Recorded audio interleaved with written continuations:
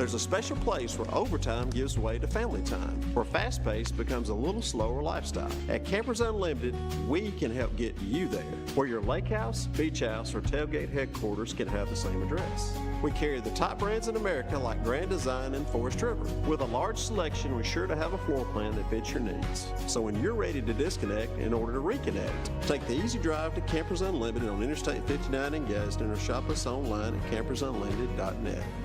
Serving Calhoun County in the state of Alabama since 1994, offering some of the most competitive interest rates in the mortgage industry, along with a wide variety of mortgage products. We are with you throughout the home buying process, offering you service before and after the close. Fast, reliable, local.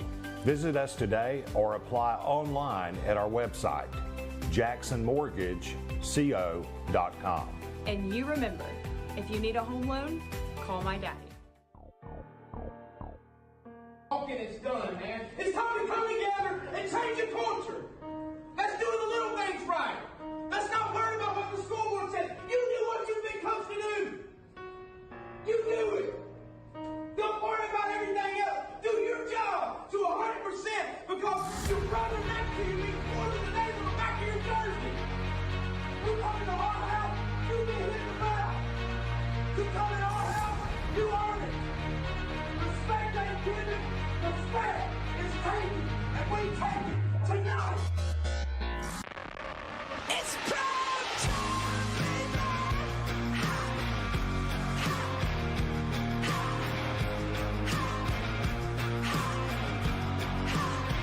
It's proud time, baby.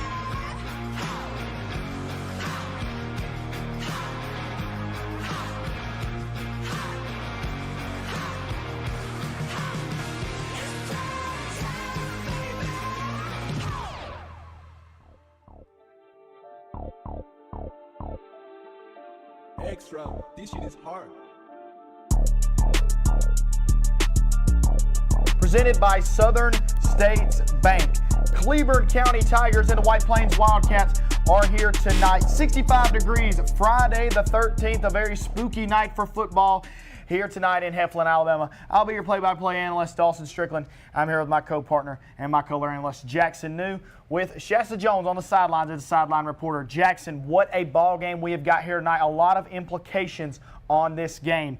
The Cleburne County Tigers have got a chance to possibly clinch a playoff berth here tonight, but the White Plains Wildcats are looking to say no, and they're going to try to come in and shatter the party. They really are. And I'll tell you what, Cleburne County has a really good football team this year. Their record doesn't show it, but I'll tell you what, they're sitting at 50% right now, but they're a very, very good football team. This Cleburne County team has not lived up to the expectations that head coach Joby Burns has put in front of them, but head coach Joby Burns has got his guys playing with a lot of confidence. They've been in a lot of ball games this year, and there they come out onto the field as they are going to face Blake Jennings and the White Plains Wildcats. Coach Jennings has struggled at White Plains in his first year. 1-5, got a win, I believe it was last week against the Talladega Tigers, and that is his first win as the White Plains Wildcats head coach. I'll tell you what, I mean, that once you get over that first win, I mean, that's got to give your team a lot more confidence going into this week.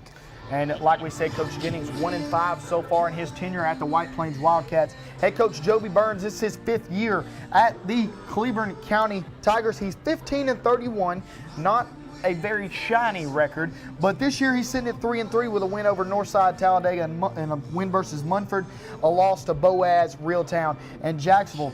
3 very good teams to take losses to. I'll tell you what, Northside is a very, very good and solid football team as well. A good win for Coach Joby Burns is a win that a lot of people thought that he wasn't going to be able to get. And they went to Northside and shocked a lot of people. So here we go. As far as some key guys going for the Cleburne County Tigers, Jake Dingler, running back and linebacker for the Tigers, has been a force to be reckoned with on the defensive side of the ball for the Tigers this year. He's absolutely, I mean, it's just amazing to watch him play. I mean, he just plays with so much intensity and just a very, very good football player. And switch sides, a guy to watch out for the White Plains Wildcats. Felipe Holloway, running back and defensive back. If you blink, you may miss him because this guy can go.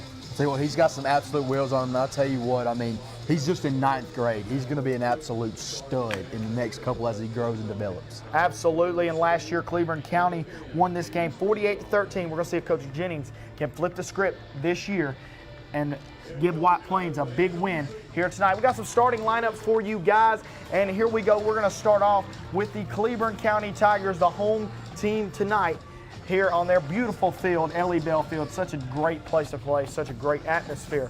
So here we go. Offensive starters for the Cleburne County Tigers. Center, Dylan Mize. Guard, Cy Altman. Guard, Braden Beam. Tackle, Will Johnson and Aiden Richards. Tight end, Kendall Miller. Caden Schubert. Wingback, Jake Littleton. Fullback, Jake Dingler. Halfback, Carter Hughes. And quarterback, Hunter Gore. And we're going to switch sides to the defensive starters for the Cleburne County Tigers. Scratch that. We're going to go to the White Plains Wildcats offensive starters as tackle Hudson Inksable and tackle Dalton Luker. Guard Ty Roberts. Guard Patrick Sams. Center Logan Loeb. Tight end Ashton Wallace. Wide receiver Ethan Turner. Wide receiver Rodney Perry. Wingback Dylan Barksdale. Running back PJ Holloway. And quarterback Crew Martin. Next, we're going to go to the Cleburne County defensive starters for tonight's game. Defensive end, Kendall Miller. Defensive end, Dylan Mize. Nose guard, DeAndre O'Neal. Defensive tackle, Braden Beam. Jake Dingler, middle linebacker. Nate Adams. Safety, James Cotton. Cornerback, Carter Hughes. Jake Littleton, your other corners. Strong safety, Austin Mayfield. Free safety, Cade Schubert. And your defensive starter for the White Plains Wildcats, Ty Roberts, defensive lineman. Logan Loeb, defensive lineman. Gage Stevens, defensive lineman. Defensive end, Dalton Luker. Linebacker, Taylor Brown. Linebacker, Patrick Sams. Linebacker, Ashton Wallace. Corners, Rodney Perry and Bryson Cheapwood. Free safety, Hayden Barksdale. And strong safety, Dylan Barksdale. So here we go, guys. We're getting ready for kickoff here at Ellie Bell Field between the White Plains Wildcats and the Cleburne County Tigers. Jackson, keys to this game. What does Cleburne County have to do to get the big win tonight? I'll tell you what, I've watched a little bit of film on White Plains, and I'll tell you what, they can stop a run game. If they can shut down the run game, I just think that Cleburne County's got to put this ball into the air. White Plains, keys. What does Coach Jennings have to do to get this win, big win here tonight on the road? I mean, let's just start by, you got to stop Jake Dingler. I mean, if you let him get out in space, you might as well look at the back of his helmet because you're not going to catch him at all. You're 100% correct. And there's Coach Michael Short. They honored Coach Short here tonight, a great coach and an icon in the high school football community around this area. Great guy. Got a chance to speak to him not too long ago. Great man, great guy, awesome coach. Is a legend in the Cleburne County community. I want to thank Coach Short for everything he's done in high school football himself. And I tell you what, Jackson, this is one of the best places to play at in high school football. Such a great spot down in the hole, all turf. What a wonderful stadium this is. I mean, it really is. It is just a beautiful field. It really is. And like you were saying with Short, Joby Burns is hoping to build a legacy like him here at Cleburne County. And Coach Joby Burns is building a culture at Cleburne County unlike no other. This Cleburne County team, since Coach Short left, has struggled. And Coach Burns is really, really trying to build that back up, and I think he's doing a good job at it. He really is. And I'll tell you what, so far, this is giving Cleburne County fans a lot of hope this season.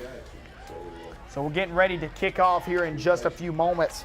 And like we said, this is a big game for Cleburne County. This has got a lot of playoff implications on the line here tonight. And if Cleburne County can pull this off, it is almost a sure bet that they're going to make the playoffs. You're 100% correct. I'll tell you what, Cleburne County's coming in back off 2 straight losses. They want this one really bad. Silas Hunt is going to be back to receive for the Cleburne County Tigers. Friday the 13th on the Southern States Bank kickoff here. Like I said, 65 degrees here at kickoff. Beautiful night for football, and we've got a good game on our hands tonight, folks. Here we go. Silas Hunt back to receive, and the kickoff is underway of your game of the week. And here we go.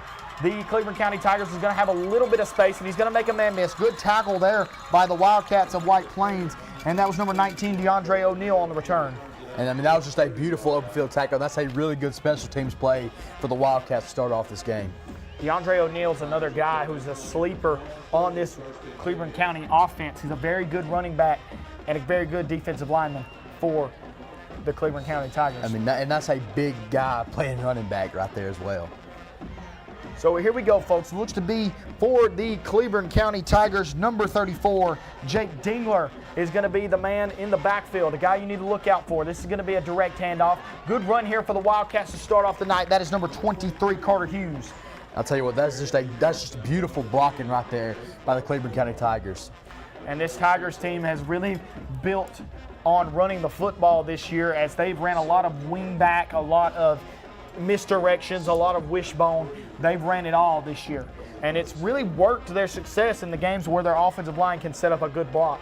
And you're 100% correct. And I mean, you're going to see a lot of that tonight as well. Hunter Gore under center. Dingler in the backfield with him. Going to motion a man out. It's going to be a pitch out. That's going to go to number 23, Carter Hughes. Carter Hughes with another good run. That's a first down for the Tigers. And if you're the Wildcats, this is not how you want to start off. Back-to-back huge runs. I mean, just beautiful blocking. I know I keep saying, but there was a huge hole right there for Hughes to just run through. Huge hole on the outside there for Hughes, who is another very good tailback for the Cleveland County Tigers, as he's been really one of the guys that feeds off Dingler. When Dingler does good, we're going to see Carter Hughes probably play pretty good.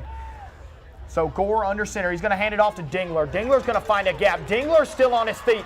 Jake Dingler's going down. He's going to try to push a man off of him. A big run there for Jake Dingler for a first down. I mean, that was one of my key guys coming into this game. And first carry takes it for about 30 yards. And, I mean, just his ability to break off contact right there is the big thing that jumps out at me from him. First man to meet him was number 0, Rodney Perry, one of the guys for this White Plains Wildcats defense, who has been a star in the making for the Wildcats for a year so far, because he's only a sophomore. So Rodney Perry, still a lot to come from him.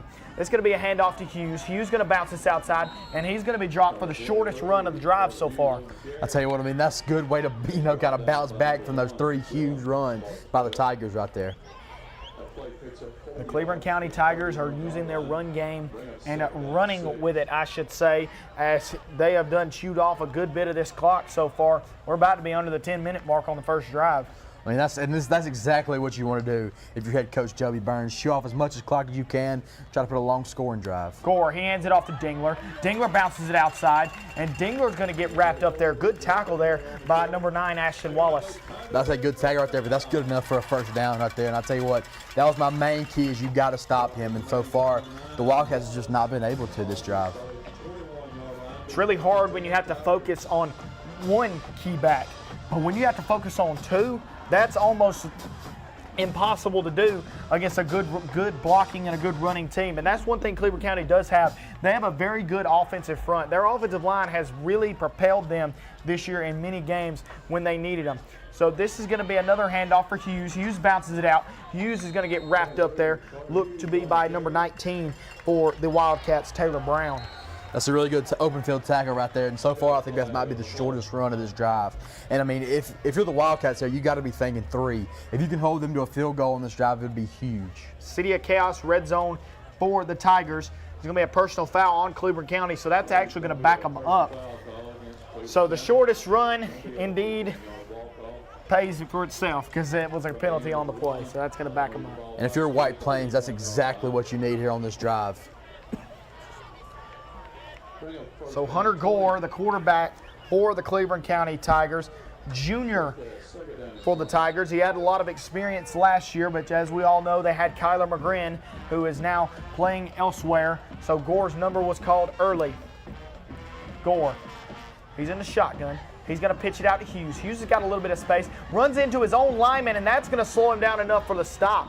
What a play there for the White Plains Wildcats, but I'm going to say that was all made by him running into his own offensive lineman. I mean, that's a beautiful tackle right there. I mean, he just threw him down right there. That's a really good tackle. That's number 57, Braden Bean.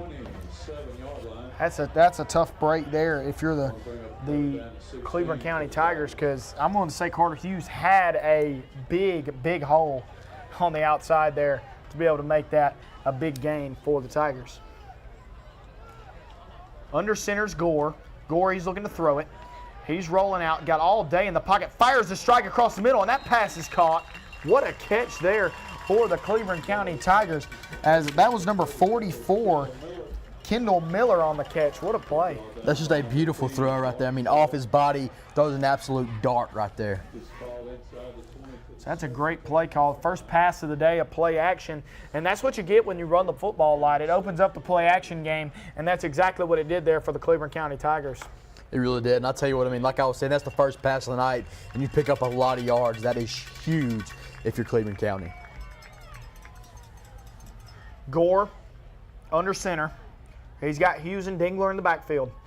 It's going to be a pitch out to Hughes. Hughes has got some space to the outside. Got a lot of speed. Good tackle there for the White Plains Wildcats. Hayden Barksdale in on the tackle. I mean, so far that's just a very good defensive stop right there. And he may have picked up the first down out there if I'm not mistaken.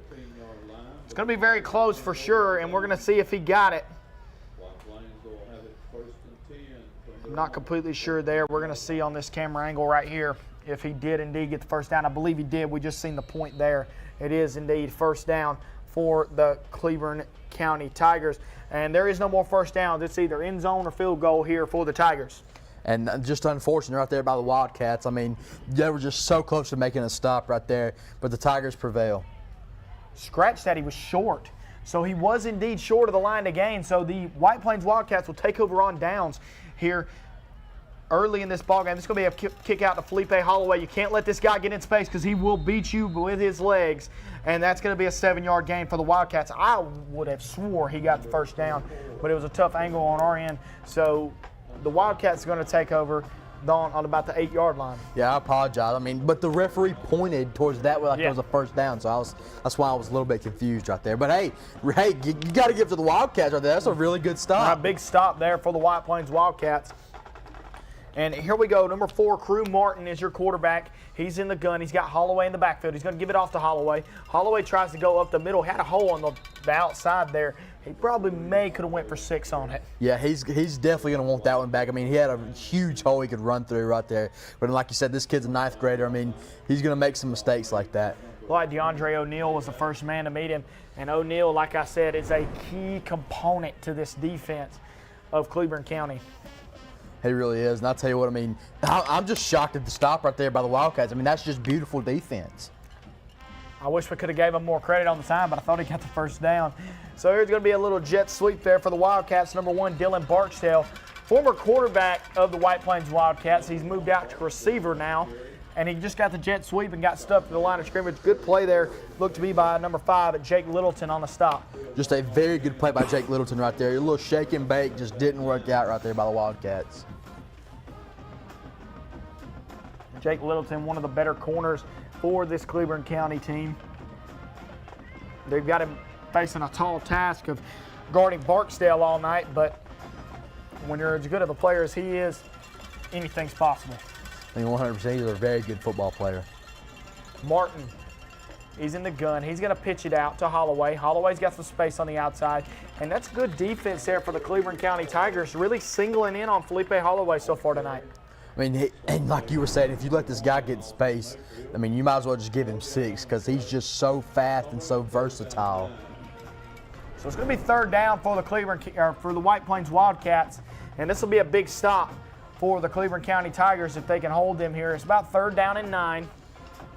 Crew Martin's going to be in the gun. He's got Holloway behind him. Rodney Perry is to our outside. He's matched up with Littleton. It's going to be given to Holloway, and Holloway's going to get smoked at the line of scrimmage. What a play there for the Cleveland County Tigers. I mean, that is just a beautiful defensive play. Number 54, Dylan Mize, gets off his block and just hits Holloway in the backfield. Mize and Dingler were the 2 to meet him, and you know Jake Dingler's going to be in on the action. If the ball's anywhere near Jake Dingler, you might as well go ahead and say he's going to be around the action. So it's going to be a punt for the White Plains Wildcats. As number 5, Braxton Borelli going to punt this ball away. It's going to be a good end-over-end punt, and it's going to be caught by the Cleveland County Tigers. He's going to run straight into the defender. That's number 5, Jake Littleton, and he's going to maybe get about 3 yards. I'll tell you what, though, that is very good special teams defense right there by the Wildcats.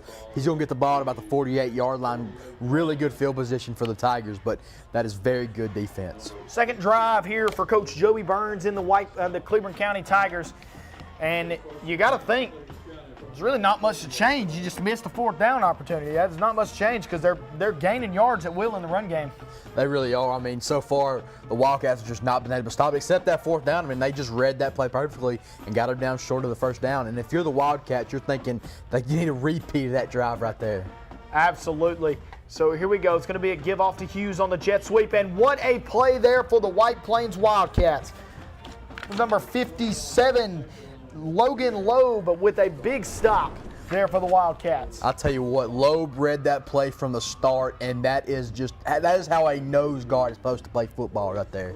Really read Hughes there, and he broke through the offensive front of the Cleveland County Tigers like it was butter and went back there and made a big stop. Great play.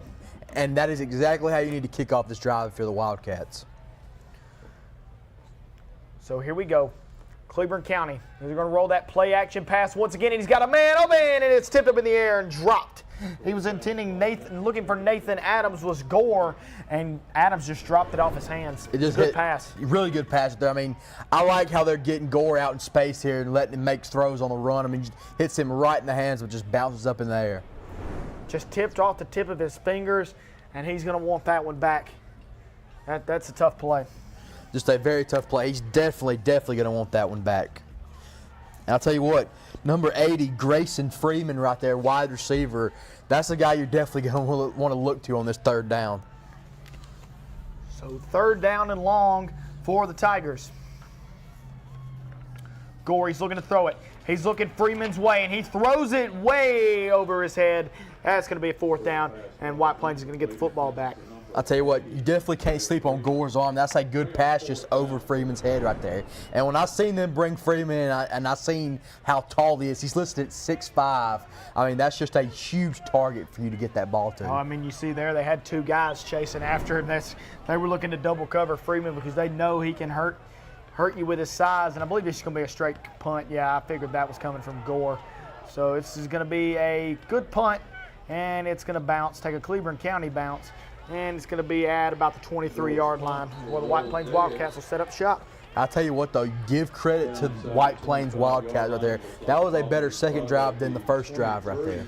Absolutely. A little less dramatic, I should say, is you let Cleveland County get all the way down to the red zone and you turn over on downs, and then you get a 3 and out. So the Wildcats have maybe found something on defense to stop this run game of Cleveland County. Let's see if their offense can find something here and try to get in the end zone. Crew Martin has got Felipe Holloway in the backfield. He's going to give to Holloway. Holloway makes it, bounces outside. Don't know how he got away from that.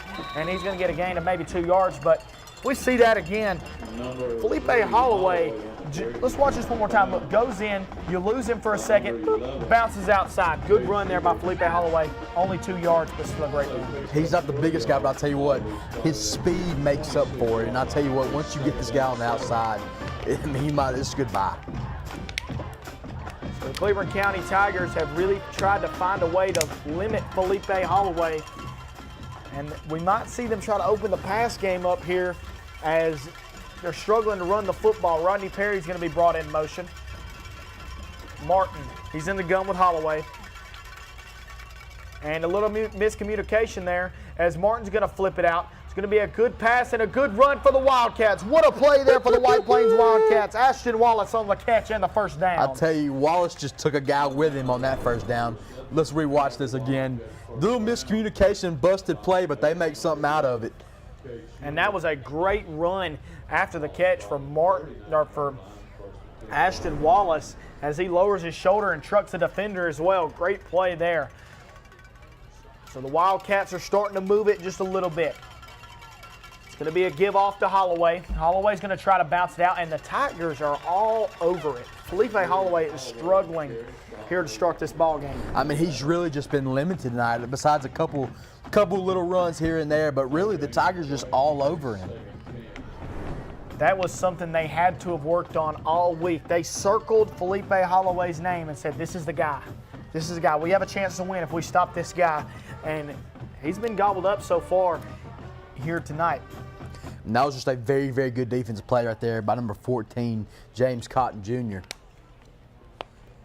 So Crew Martin is in the gun on 2nd down and 10. He's got Holloway in the backfield. Rodney Perry to his near side. They're sending pressure. And it looks like Cleveland County is going to make some pressure, and I believe that's going to be a false start on Cleveland County, or on White Plains. Tell you what, I mean, I'll tell you what, when they see us delay a game. Oh, so delay a game on the White Plains Wildcats, so about the same thing. They're going to back them up. I'll tell you what, though, I thought it was a false start as well. I mean, sometimes when you see that much pressure coming to you, you kind of get your offensive line a little flustered. So here we go. Crew Martin got Holloway in the backfield once again. Martin, he's going to motion a man over. That's number 1, Dylan Barksdale. This is going to be kicked ball on the ground, and the Cleveland County Tigers are on top of it. The Cleveland County Tigers get the turnover that they need. Number 14, James Cotton Jr. jumps on the fumble of Crew Martin. Just talking about him, he forces a fumble right there. Just a beautiful defensive play. And that's just, I mean, that's exactly what you need if you're the Cleveland County Tigers. What a play there. And number 19, DeAndre O'Neal, was the man to get the ball out and put it on the ground for the Cleveland County Tigers. I told you before this game started, DeAndre O'Neal was going to be a guy you got to look out for, and he just caused a big play and gets havoc in the backfield on Crew Martin. Big turnover for the Cleveland County Tigers. Really is, and that's exactly what you need if you're head coach Joby Burns right there. Gore under center. He's going to give it off to Dingler. Dingler's going to find some space. He's going to make a man miss. And a good run there. And for Jake Dingler to be as big as he is, he's got some moves. That was a very good juke move there. Let's watch it again. Here it is right here. Right there, Jake Dingler. What a run. I mean, he's just an all-around athlete. Just very big, very physical, and he's also very fast. So here we go. The Cleveland County Tigers, with 2 minutes and 36 seconds to go here in the first quarter, are going to try to get on the board. Hunter Gore, he's under center. Got Dingler and Hughes in the backfield. It's going to be a give back to Dingler. Dingler's going to go right up the gut. He's going to tote a few guys with him. And that's a pretty good stop there for the White Plains Wildcats defensive front, as Dingler's going to push them over into the City of Chaos red zone there. But let's look at this again. That's just good tackling there for the Wildcats. You cannot let this guy break tackles, because if he does, he's going to be in the paint. Yeah, he really is. And I'll tell you what, this Cleveland County offensive line, they're not the biggest, but I'll tell you what, they are really very, very physical. Gore, Hughes and Dingler in the backfield. It's going to be a give off to Hughes. Hughes is going to bounce this out. Hughes is going to go through a little bit of a hole, and that's a good tackle there. Looked to be number 60 for the White Plains Wildcats, Dalton Luker on the tackle. And Luker just lit him up right there. Right there, right from the backside there, as Hughes has been a really good tailback so far for the Cleveland County Tigers tonight. Carter Hughes is a guy, like we talked about, has really been, he really feeds off Dingler. When Dingler is having a great game, that means the offensive line's doing well. You put in Hughes, got a little bit more speed, and he's had a good start of the year so far. He really has. I'll tell you what, this backfield is just very, very scary. It's Friday the 13th, and so far, this Cleveland County backfield is very scary. So we got about 1 minute and 19 seconds to go here in the first quarter. I believe there was a timeout on the field. And Coach Joby Burns is going to try to drop a play here to get his guys into the end zone and try to keep this first quarter from being scoreless. I mean, that's exactly what you need. I mean, you've already been in the red zone one time, ended on a 4th down stop by the Wildcats, and right now, Joby Burns is taking touchdown. The way his offense has been moving so far, you can't help but to think this is going to be run, run, run. But the 2 passes they've thrown one's been caught. Well, they've thrown 3 passes. They threw one up there on 3rd down and long, just overshot his receiver. The next one tipped off a receiver's hands. And then the first one was a really good play action call there that they managed to get about 15 yards on. And that's something that Coach Burns can keep in his back pocket all night. If you're going to keep running the ball, the play action is going to work. It 100% is. And I'll tell you what, I mean, they have some big targets on this offense. Gore, he's under center. Hughes in the backfield. It's going to be a give to Dingler. Dingler's going to bounce this out. Dingler's going to get gobbled up. Big play there for the White Plains Wildcats. I believe that's going to be a 1st down. The White Plains defenders are holding up the fist. That means that he didn't get it, but we're going to see here. It's going to be close. It's going to be very, very close. I'll tell you what, though, this this White Plains defense is playing really good. And I believe they did indeed give him that first down. 12-yard line, be 1st and 10. And they are still going to have to get another first down on this drive. It is not 1st and goal yet.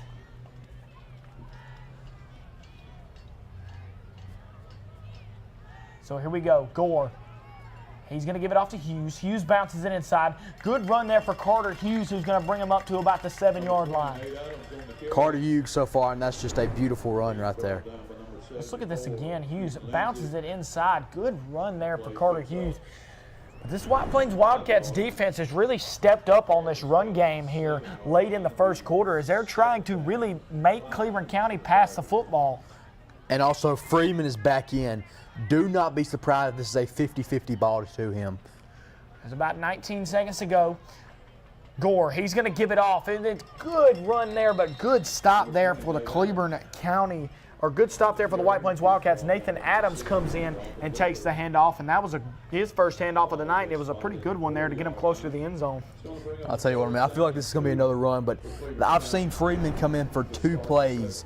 The first one was a long ball that they just overshot him right there. He was blocking, but be definitely looking out for him the rest of this game. That's the end of the first quarter, 0-0. Good ball game so far. We're going to take a quick break. When we come back, we'll have second quarter of action. Your WEAC TV 24 Game of the Week presented by Southern States Bank. I want to introduce to you Oxford Lumber's 2023 All-American team. Michael B., Power Tools. Shaw, Outdoor Power Equipment. Danny Jones, Store Manager. Rich, Grills and Receiving. My name is Derek Linkle, your steel technician here at Oxford Lumber. David, Paint Department. Greg Couch, Paint Department. Come see our All-Americans at Oxford Lumber and let us get you what you need for your next building project.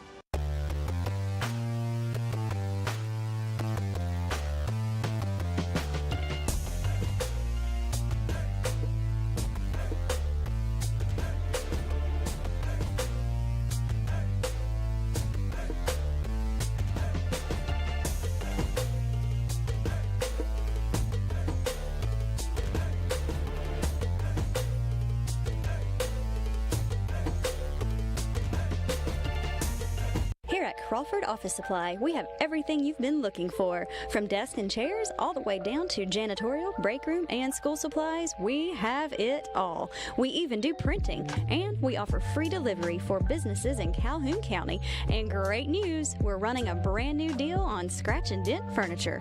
We're a local, family-owned business, open Monday through Thursday from 8 to 4:30 and Friday from 8 to 3. So please, come and see us here at Crawford Office Supply so we can make all your office dreams come true. Hello, my name is John Pirani, co-founder of Man Up Gadsden. It's that time of year again for Casting for Cancer. As you know, it's become one of the largest charity bass tournaments in the state of Alabama. But this year is going to be unique. We're offering free prostate cancer screening with a simple blood test for all men over age 40. So if you can't be there on Saturday, September 2nd at Coosa Landing as an angler, we'd love to have you as a spectator.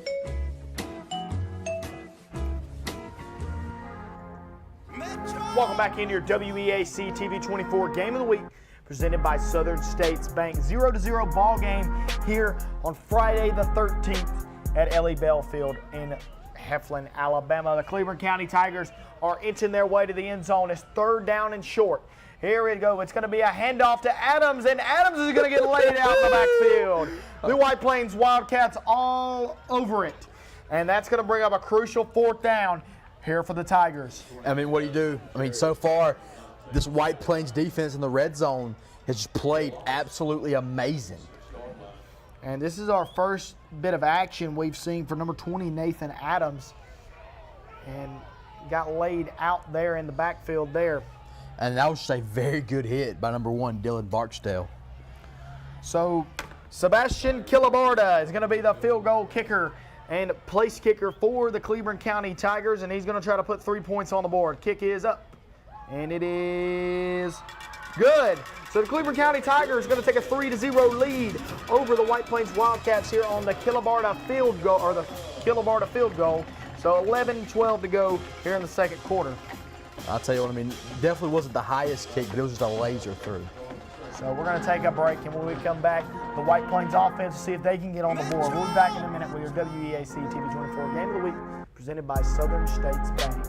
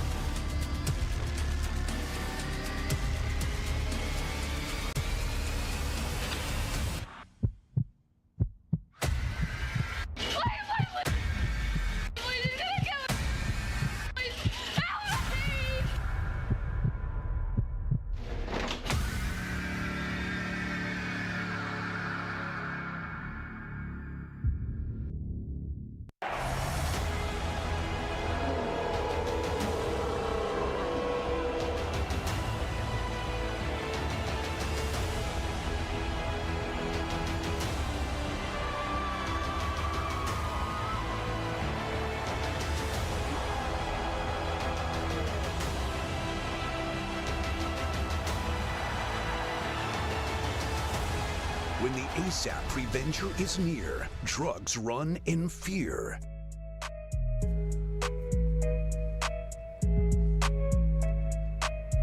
And welcome back into your WEAC TV 24 Game of the Week, presented by Southern States Bank. The Cleveland County Tigers take a 3-0 lead on the Sebastian Killabarda field goal. And now the ball will be kicked off to the White Plains Wildcats, who are looking to get on the board for the first time tonight. I'll tell you what, though, if you're Coach Jennings, you're not mad about that drive at all. So Southern States Bank kickoff here as Killabarda is going to kick it off to the Wildcats. And yes, Coach Jennings has got to be pleased with how his defense has started this game. Just has to get the offense rolling, and that is not a very good kick for the Wildcats. It's going to be fair caught at about the 39-yard line, so it's going to be good field position here for the Wildcats. And that is exactly what you need if you're the Wildcats. Your offense, they've got, like, I think 2 first downs this whole first quarter, and this is exactly what they need. Good field position, maybe get at least 3, but you're thinking 6 here. Felipe Holloway has got to get going for the White Plains Wildcats. He is the key to the car. And we're going to see if he can get going right here. Crew Martin going to be in the gun. Got Holloway in the backfield. It's going to be a pitch out to Holloway. They're going to try to get him into space. Holloway bounces outside. Hurdles the man, and what a good run there by Holloway, still on his feet. Felipe Holloway with a great run, and he's hot now. He's getting ready to roll. I mean, come on. He just hurdled a whole pile of players right there. Look at this. Oh, come on. That is beautiful. Felipe Holloway, I just said it. He's the keys to the car. And when he's rolling, this offense is rolling. And that could be what gets them fired up and gets them ready to start going. Crew Martin in the gun. He's got Holloway in the backfield again. Martin. This is going to be a give-off. That's going to be the number 1, Dylan Barksdale. Dylan Barksdale is going to roll up the middle, and that's going to be about a gain of 4. He was eating in the backfield right there, but he's just very strong, and he fights his way for like probably about a 3 or 4 yard gain. He found the small hole there that his offensive line gave him, and he shot through it. That's penalty flag down. So we're going to see what the penalty flag is for. I'll be holding on the offense. We're going to see here in just a minute, as I believe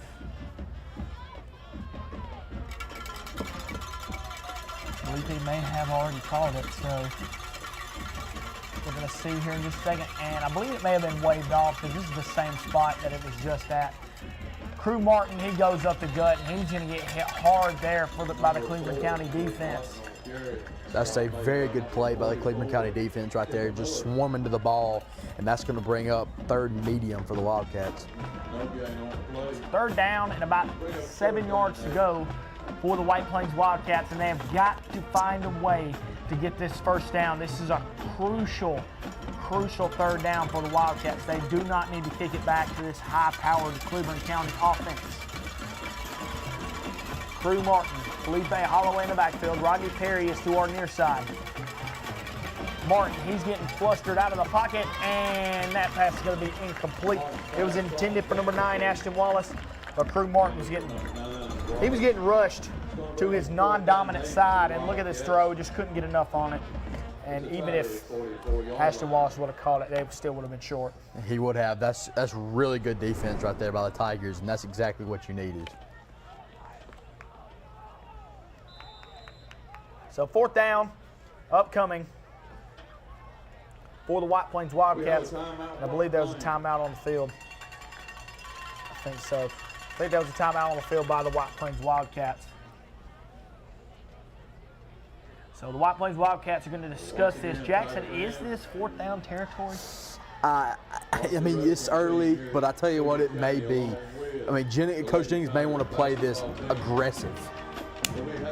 If he goes for it on 4th down here and doesn't get it, that's going to set this Cleveland County Tiger offense up at about midfield. So it would be almost like a failed drive in your own territory, punt it to midfield. But I don't know if Coach Jennings is going to go for this. I think he may try to pin Cleveland County back deep and see if they can get another big stop like they've been getting. But the stops they've been getting has been coming from the red zone. So they're bending, but they ain't breaking on defense. So this is a tough call for Coach Jennings right here. He's punting it. I think he is going to punt it, as I believe he's sending out number 5, Braxton Borelli, to punt this ball away.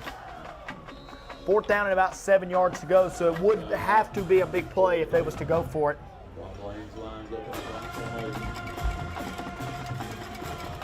Borelli will be your punter. He's going to be punting it off to Littleton, and Littleton is back deep, and that punt is caught by Littleton. Littleton is going down the sideline. Good return there for Littleton to push him up by about 33-yard to the 33-yard line. There's a flag on the play, though. I believe that might be on the tackle at the end of the play. I didn't want to say it, but I think that might be on the tackle at the end of the play. I think it's either going to be face mask or horse collar right there. Oh, it's on White Plains. I believe it may have been it's on Cleveland County. It's on Cleveland County. So it may have been a holding on Cleveland County, and that's, I believe, what the White Hat just said. I seen the small gesture he just made. So that's going to back Cleveland County up. Coach Jennings did exactly what I said he was going to do, and that's try to back him up, and the penalty just helps him out. It really did, and that is exactly what you need. So Gore is under center. Gore, he's looking to throw it. Fires a strike, goes middle, that's picked off and intercepted. There goes the White Plains Wildcats down the sideline. 10-5, touchdown Wildcats. That's even better than an offensive touchdown. Bryson Cheatwood, the corner, takes it in for a Team 1 Chevrolet touchdown for the White Plains Wildcats. And Cheatwood read that play like a book. Just a little bit of an overthrow right there by Gore. He catches that, and goodbye. He's taking that to the house for 6. Well, we were talking about Coach Jennings going for it. I'm glad he decided to punt that football away, because they wouldn't have a Team 1 Chevrolet touchdown if they went for it. So it'll be 6-3 is your score, pinning the PAT by the White Plains Wildcats. And the man who just had a pick 6 is going to kick the PAT right here. Bryson Cheatwood's kick is up, and it is good. So 7-3 is your score with 9:35 to go in the second quarter. The White Plains Wildcats get a pick 6 to take the lead over the Cleveland County Tigers. We're going to take a break. When we come back, we'll have more with your WEAC TV 24 Game of the Week, presented by Southern States Bank. Come see the wonder that is the Festival of Lights, proudly sponsored by First Bank of Alabama. Chocolaco Park is filled with over 1 million lights and twinkling displays of all the Christmas favorites. You can park and enter Santa's Village, where there is an outdoor skating rink, inflatables for the kids, food trucks, and have your photo made with Santa. Get your tickets now at oxfordlights.com.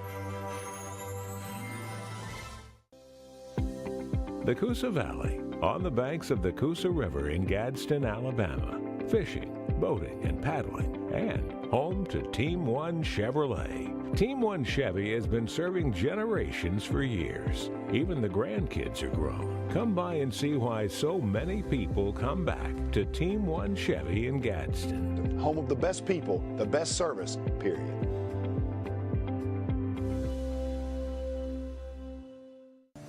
Jake, Regional Vice President of LSI Staffing. LSI Staffing is a privately owned and family-operated business that was established in 1986. We specialize in commercial, light industrial staffing, warehouse, manufacturing, production, and assembly. If you're a company in the area looking for a new staffing partner, we'd love to talk to you. If you're an employee looking for a great job that offers benefits day one and competitive pay, come see us. Once again, you can find us at www.lsistaffing.com. Welcome back into your WBAC TV 24 Game of the Week, presented by Southern States Bank. The White Plains Wildcats, Bryson Sheepwood, a big pick six. They're on the first drive for the Cleveland County Tigers off the punt by the White Plains Wildcats. And we were talking about it being fourth down territory. Coach Jennings said, I got faith in my defense, and it paid off. It really did. I mean, Sheepwood, I don't think I've seen that. The guy caught the pick six, took it for a touchdown, then turned around and kicked the extra point.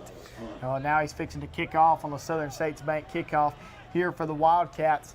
And that is a big, big momentum shifter for the White Plains Wildcats, as their offense had been struggling, and they were still struggling. I mean, they had to punt again after the big run by Felipe Holloway. That ball's going to be bounced up, and it's going to be caught and returned by the Cleveland County Tigers. It's actually going to be a very good return for the Tigers. I'll tell you what, that was just a little squib kick right there, but still, that's going to give the Cleveland County Tigers decent field position. I believe number 5, Jake Littleton, was the man to catch it. He is their punt returner, so there's no better guy to have the ball in his hands in that situation, and he gets a good return. So now the Cleveland County Tigers have got a chance with very good field position here to try to make something happen on offense. And, I mean, they're definitely thinking about at least they're thinking 6 here. You got to be thinking 6 here. We know Sebastian Kilabarda's got a good leg on him, and I don't think they're looking to use him here. They're going to try to score a touchdown, as Dingler's going to take it up the middle, and a good run there by Jake Dingler for about 6-7 yards. I mean, that is not what you need, because, I mean, the key word here is a bruiser for the Tigers. He is a bulldozer. Bruiser. He is every big back nickname you can think of for this Cleveland County Tigers offense. And he has been the guy all year long. And it's going to go right back to Dingler. Dingler's going to bounce this inside. That's going to be a first down for the Cleveland County Tigers. And that, I mean, that's just a huge run, 2 back-to-back huge run for Dingler right there. If it's not broke, you don't have to fix it. And I believe that play was made there by Carter Hughes. If you look back, Carter Hughes really split the gap there and picked up one of the linebackers for the White Plains Wildcats. Sets a block, gives Dingler another extra 5 yards. So Gore calling the plays in here for the Tigers. He's going to be under center. He's got Dingler and Hughes in the backfield. He's going to motion Littleton. It's going to be a give to Hughes. Hughes is going to be wrapped up there. That's a great play there by number 55, Anthony Stewart. And Stewart, I mean, that is just a beautiful defensive play right there. Big defensive tackle gets in there and takes Hughes down. And like I said, this White Plains Wildcats offense is bending, but they don't break. Or this White Plains Wildcats defense, bending but not breaking. They are going 2 big plays, and then they'll have 2 big stops. And that's what you're going to have to slow down this offense.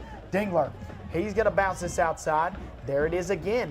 Another big stop here for the White Plains Wildcats to force 3rd down.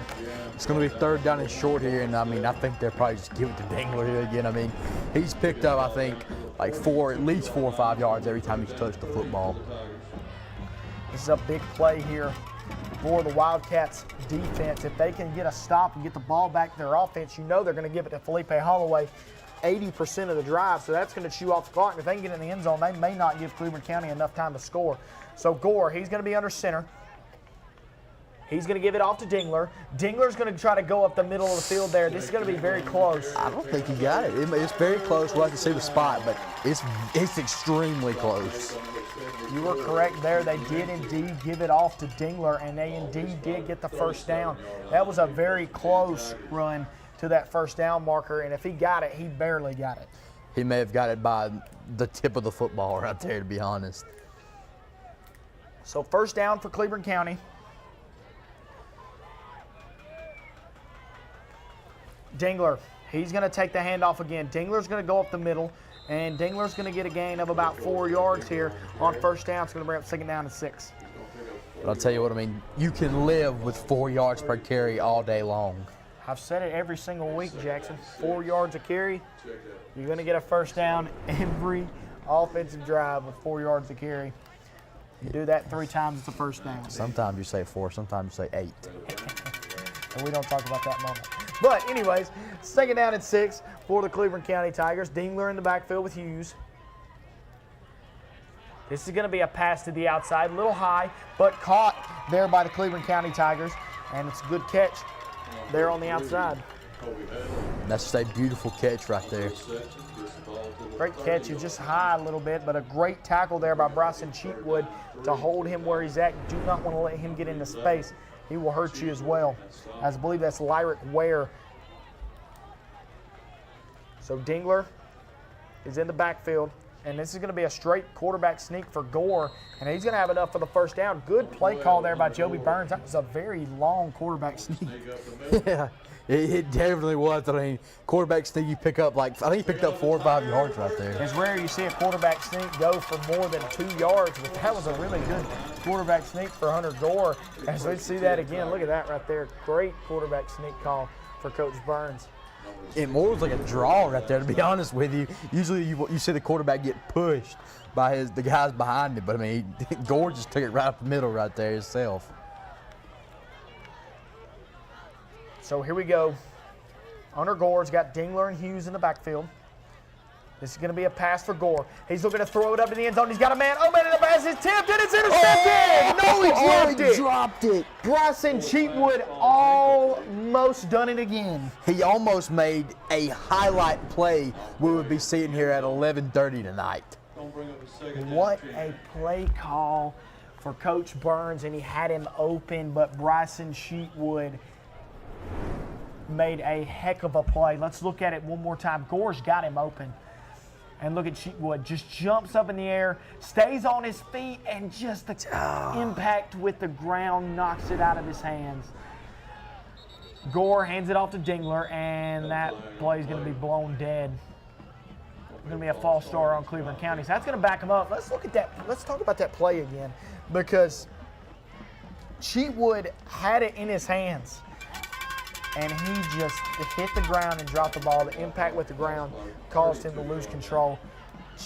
Jackson, that would have been a highlight play. Oh, yeah, we'd definitely be seeing that tonight. But if you look at it from the Cleveland County side, if that ball's thrown a little bit harder, that's a touchdown. It really is. And I'll tell you what, Cheatwood is a very good defensive back right there. Not only did he almost pick that ball off, he jumps way up in the air to bat that ball down. It's going to be another pass here for Cleveland County. Gore, he's going to keep it himself. He's going to run with it. And he's going to be close to that first down marker. He stepped out a little bit farther back than I expected. So he's going to be right on that first down marker if he didn't get it. And I mean, I like the play call. They were looking downfield, nobody open, no chance. I mean, you don't have to try to fit into a window that you don't think you can get it into and possibly throw another interception. So scratch that. I forgot about the false start penalty. So that is going to bring them closer to the sticks to get back within range of that first down marker. So it's 3rd down and long, actually, for the Cleveland County Tigers. I completely forgot about that false start penalty. And so Gore, this is probably going to be a handoff. No, it's going to be a pass. They're going to look to throw it up again, and that's into a lot of traffic, and Bryson Cheatwood all over it again. I mean, he's looking like a prime Josh Norman out there. Just a beautiful defensive play. I mean, all over the ball. That could have been another interception for Cheatwood right there. Bryson Cheatwood has been the highlight reel of this White Plains defense so far here tonight. And it's going to bring up 4th down and long for the Cleveland County Tigers, and I believe they may try to go for this here in their own territory, or in White Plains territory. And watch out for Freeman here again. You got Rodney Perry guarding him, very talented corner for the Wildcats. And this pass is indeed going to be thrown up, and he's got a man wide open. And what a play and what a catch for the Cleveland County Tigers. Thought that was going up to the big man, Freeman, but that pass was caught by number 21, Austin Mayfield. I mean, that's a beautiful pass, has him open and just drops it right in the breadbasket. The defense went towards Freeman, and Mayfield just slipped out of the backfield and gets him into the City of Chaos red zone. This is going to be a keeper for Gore, and it's going to be close. I think he got stopped. I believe he did. Second down and short. I tell you what, give props to this Wildcats defense. I mean, these guys have came. Oh, they're going to call it a touchdown No, now. indeed a touchdown. So a very close call, but that's a touchdown for the Cleveland County Tigers. Set up by the big pass there to Mayfield, and Gore sneaks his way in for a Team One Chevrolet touchdown. Well, like I was saying, you got to give props to this Wildcats defense. Besides that long pass play to Mayfield that set that touchdown up, they've played phenomenal. Kilabarda on for the PAT. And the kick is up, and it is good. So 10-7 is your score. The Cleveland County Tigers take a lead on the White Plains Wildcats after a big pass to Austin Mayfield. 4 minutes and 59 seconds to go. We're going to take a quick break. When we come back, we'll have the rest of the second quarter here on your WEAC TV 24 Game of the Week, presented by Southern States Bank.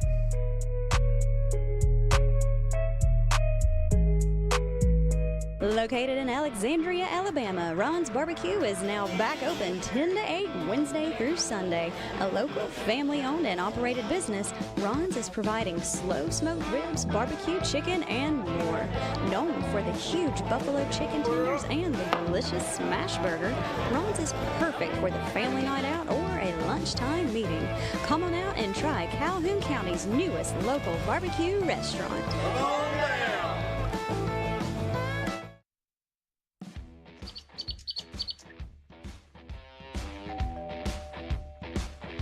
Hi, welcome to Classic 13. How can I help you? I was thinking about getting a tattoo. Do I need to make an appointment? No, we take walk-ins every day. Let's find someone to help you. Follow me. Okay, if you'll have a seat right here. Thank you.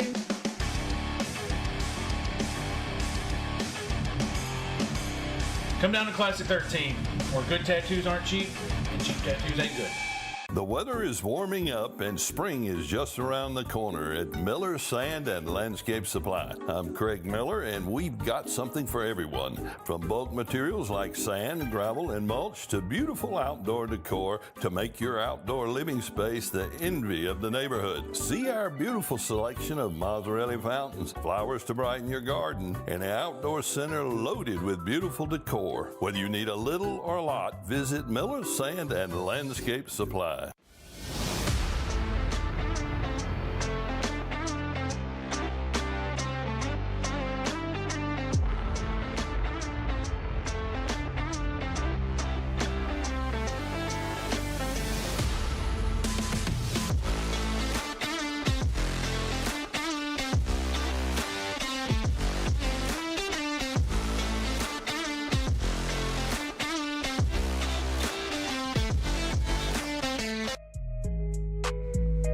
Welcome back into your WEAC TV 24 Game of the Week, presented by Southern States Bank. The Cleveland County Tigers, Gore to Mayfield on the big pass, sets up a Hunter Gore quarterback sneak touchdown for the Tigers to take a 10-7 lead over the White Plains Wildcats. Jackson, what'd you like on that drive?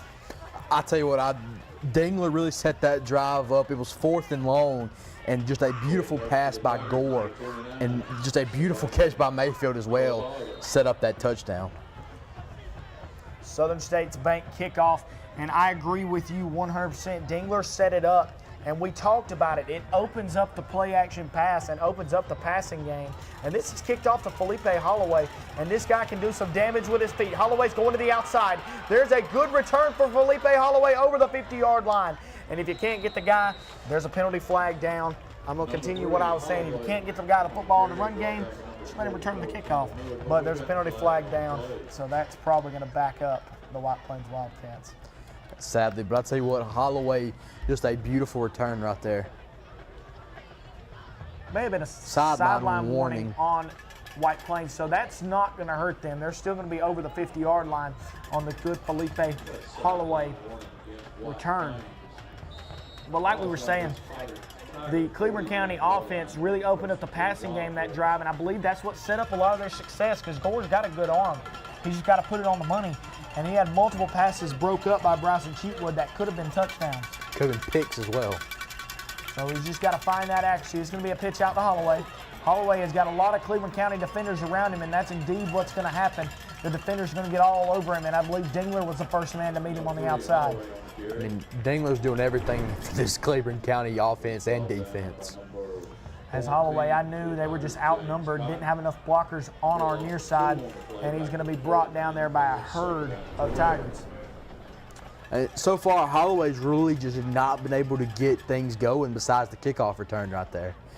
And also, he hurdled a man. I totally forgot about him just absolutely Derrick Henry and somebody. So 2nd down and long for the Wildcats.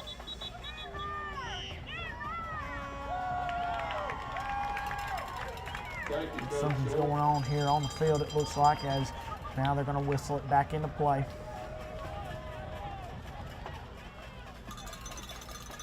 They're going to motion out Holloway. The ball's going to be put on the ground. They're still looking to throw it, and he's going to go down. It's going to be a sack for the Cleveland County Tigers. That was blown up from the start. Crew Martin took the ground ball, and it just had nowhere to go. It was blood in the water from the start for the Cleveland County Tigers, and they make a big stop there on the White Plains Wildcats. And that was just a busted play. The fumble really set that up. And he tried to pick that ball up and run and find something, but just couldn't get anything going.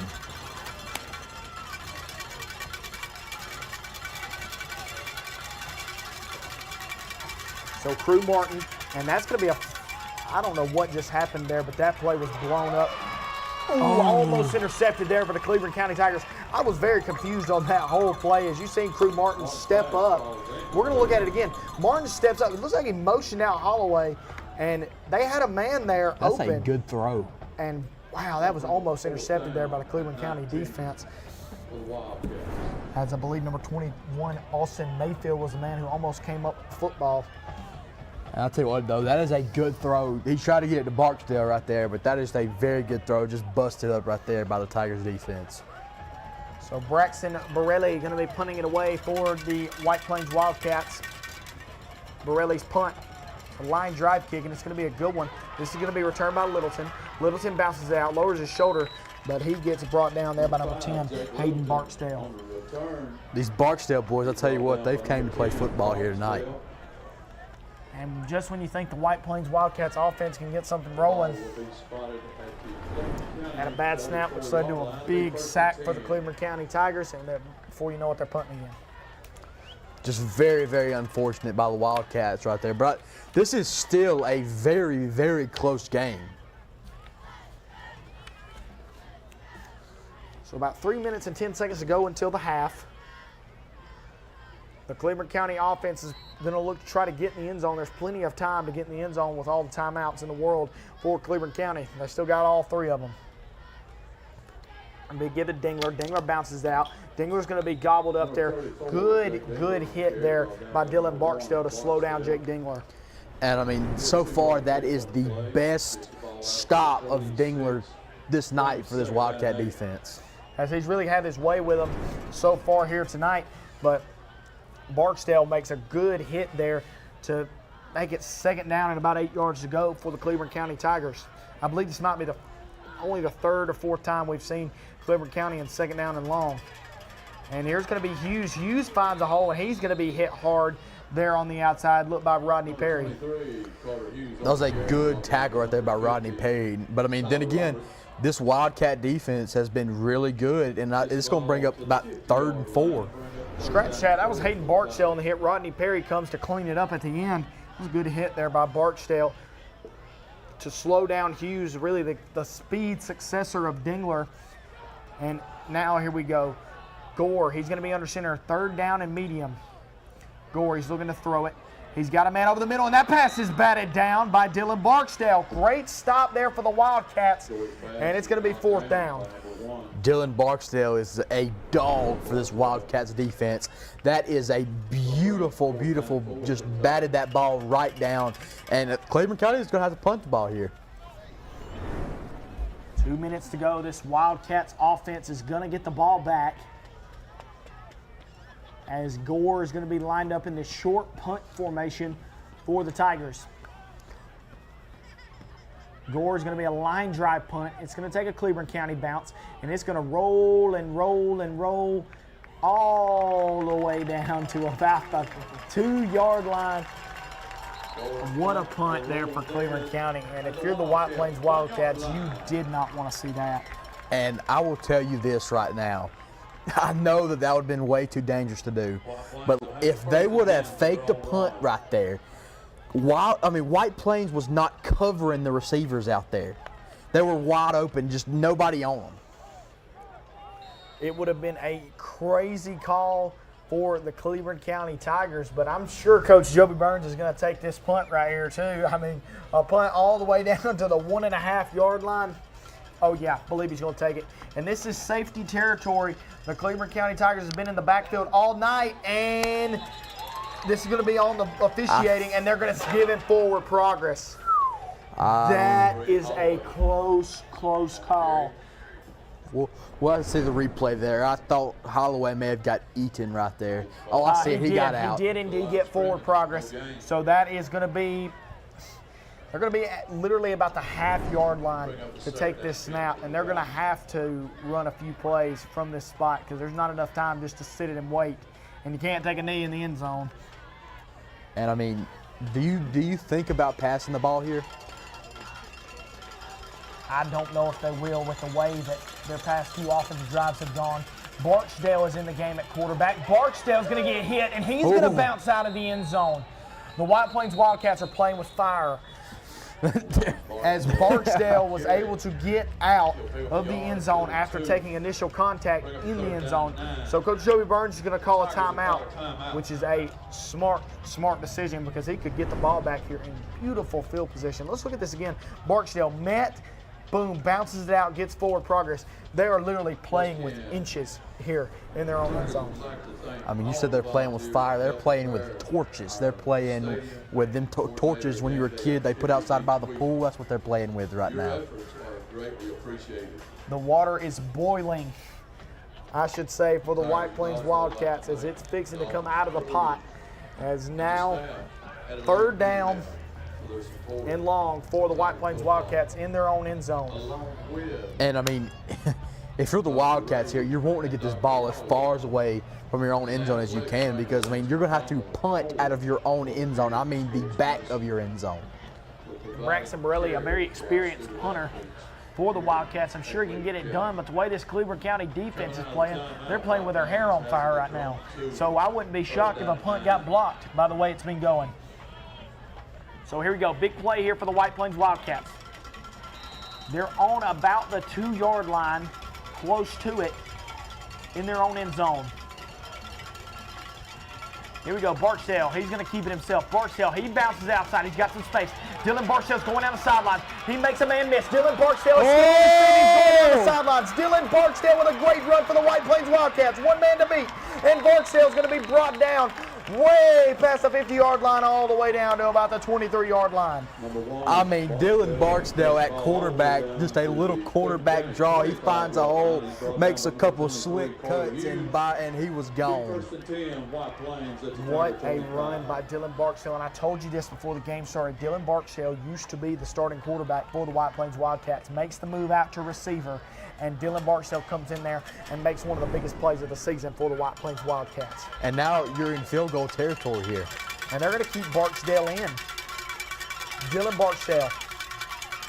He's looking to throw it, and I don't know what that was. It looked like they were going to try to throw a little screen pass there, I think, to number 9, Ashton Wallace. But Wallace was not out there. That could have been really bad for the Wildcats. It really could have been. It looked like they were looking for a little Tebow jump pass right there, but there was nobody in the middle of the field. So question of the day here, does Joby Burns regret calling that timeout after that play?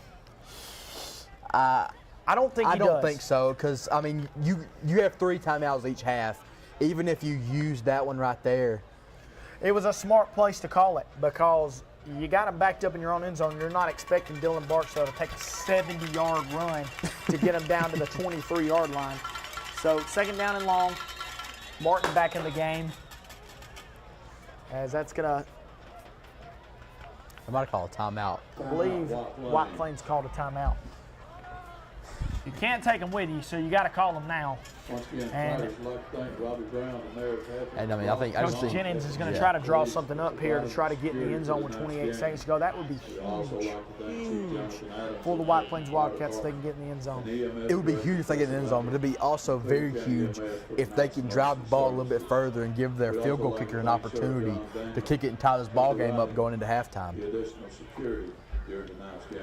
Coach Joby Burns has got to be a little bit hurt after the long run by Dylan Barksdale to put them in striking range to put points on the board.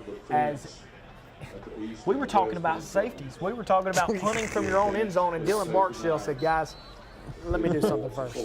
I mean, And you cannot draw up a better scenario than what just happened with Dylan Barksdale running that ball out of his own end zone. so second down and long for the White Plains Wildcats. Dylan Barksdale is going to stay in the game at quarterback. Barksdale, he's looking to throw it. And he's going to move up and move out of the pocket. Dylan Barksdale is going to keep it himself, and he's going to run out of the bounds after gaining about half the yards to that first down marker. I tell you what, so far one thing I've noticed is Barksdale's definitely, if they have him at quarterback, he's the more mobile guy. Picks up 4 yards on the play. As let's see it again, Barksdale just finds a way to get out of that pocket, as it was good pressure there by Cleveland County. And Dylan Barksdale just makes a move and finds his way up closer and closer to that end zone as they're working their way into the red zone here with 22 seconds to go. As Crew Martin, he's looking to throw it.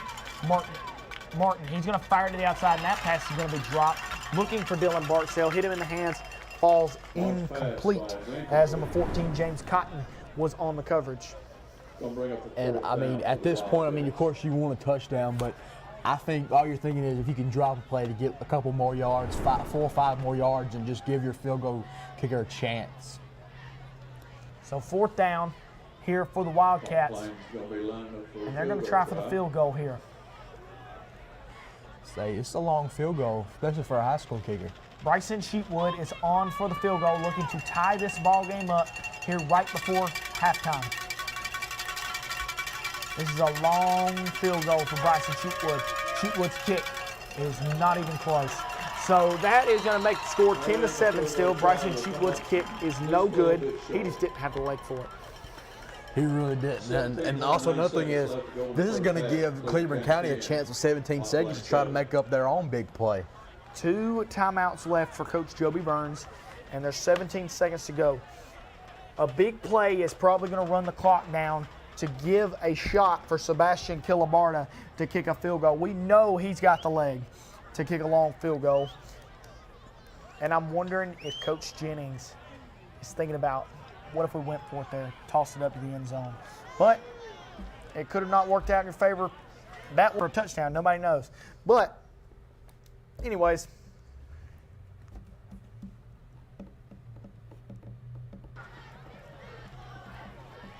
as we're going to get ready, there's about 12 seconds to go here in the second quarter.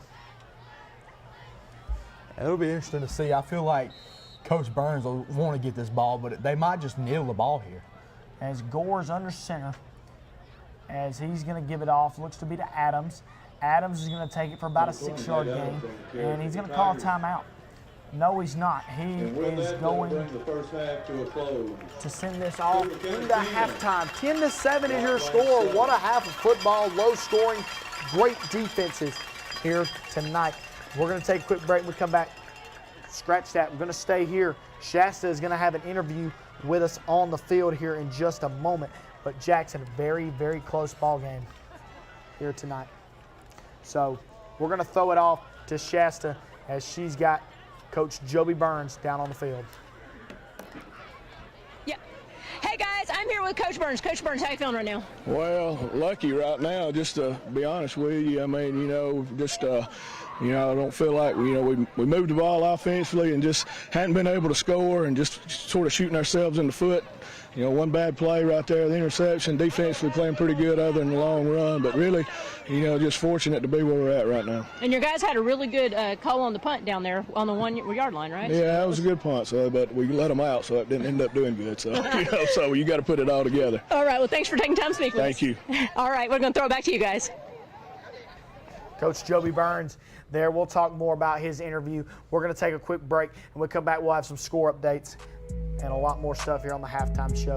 We'll be back in just a moment with your Game of the Week presented by Southern States Bank. Located in Alexandria, Alabama, Ron's Barbecue is now back open 10 to 8 Wednesday through Sunday. A local, family-owned and operated business, Ron's is providing slow smoked ribs, barbecue chicken, and more. Known for the huge buffalo chicken tenders and the delicious smash burger, Ron's is perfect for the family night out or a lunchtime meeting. Come on out and try Calhoun County's newest local barbecue restaurant.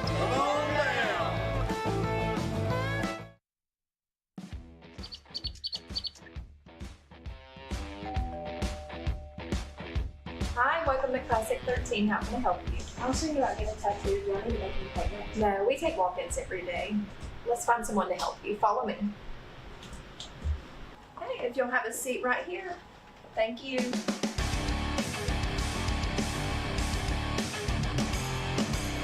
Come down to Classic 13, where good tattoos aren't cheap and cheap tattoos ain't good.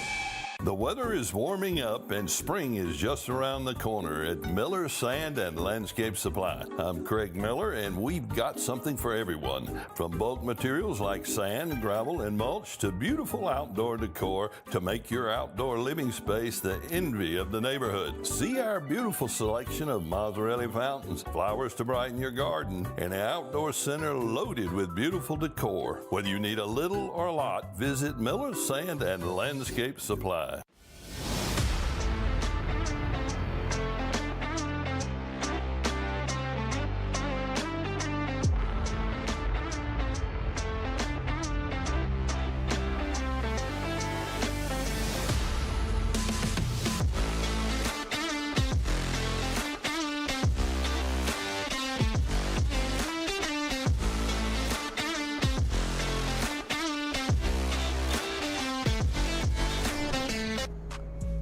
Welcome back in, everybody, for your WEAC TV24 Game of the Week, presented by Southern States Bank. 10-7 is your score. The Cleveland County Tigers ahead of the White Plains Wildcats here at the half. So, Jackson, what a great half of football we've had so far tonight. Very good defensive battle, something I really didn't expect from these two teams.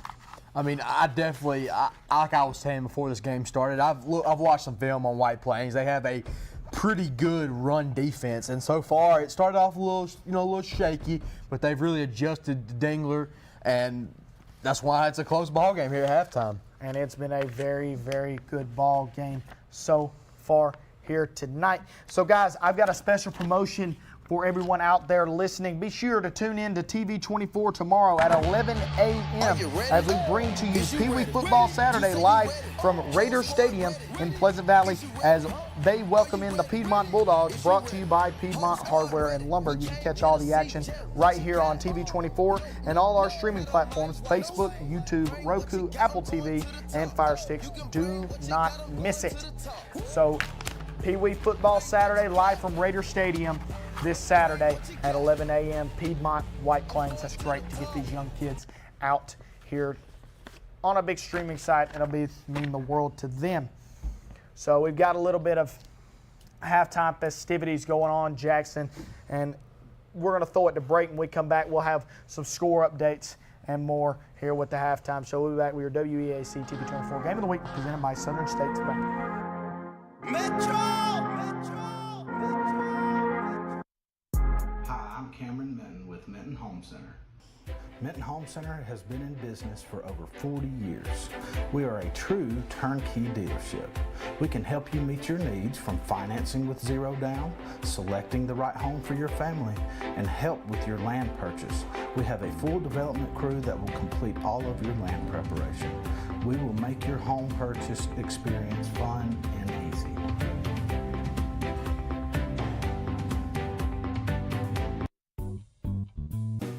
We are Caring Hands, providing quality in-home care. We help our patients with light housekeeping, planning meals, bathing, grooming. We offer companionship, reminders of medication, transportation, and errands. Please call us. Let our family take care of yours. Call Caring Hands at 256-281-3100.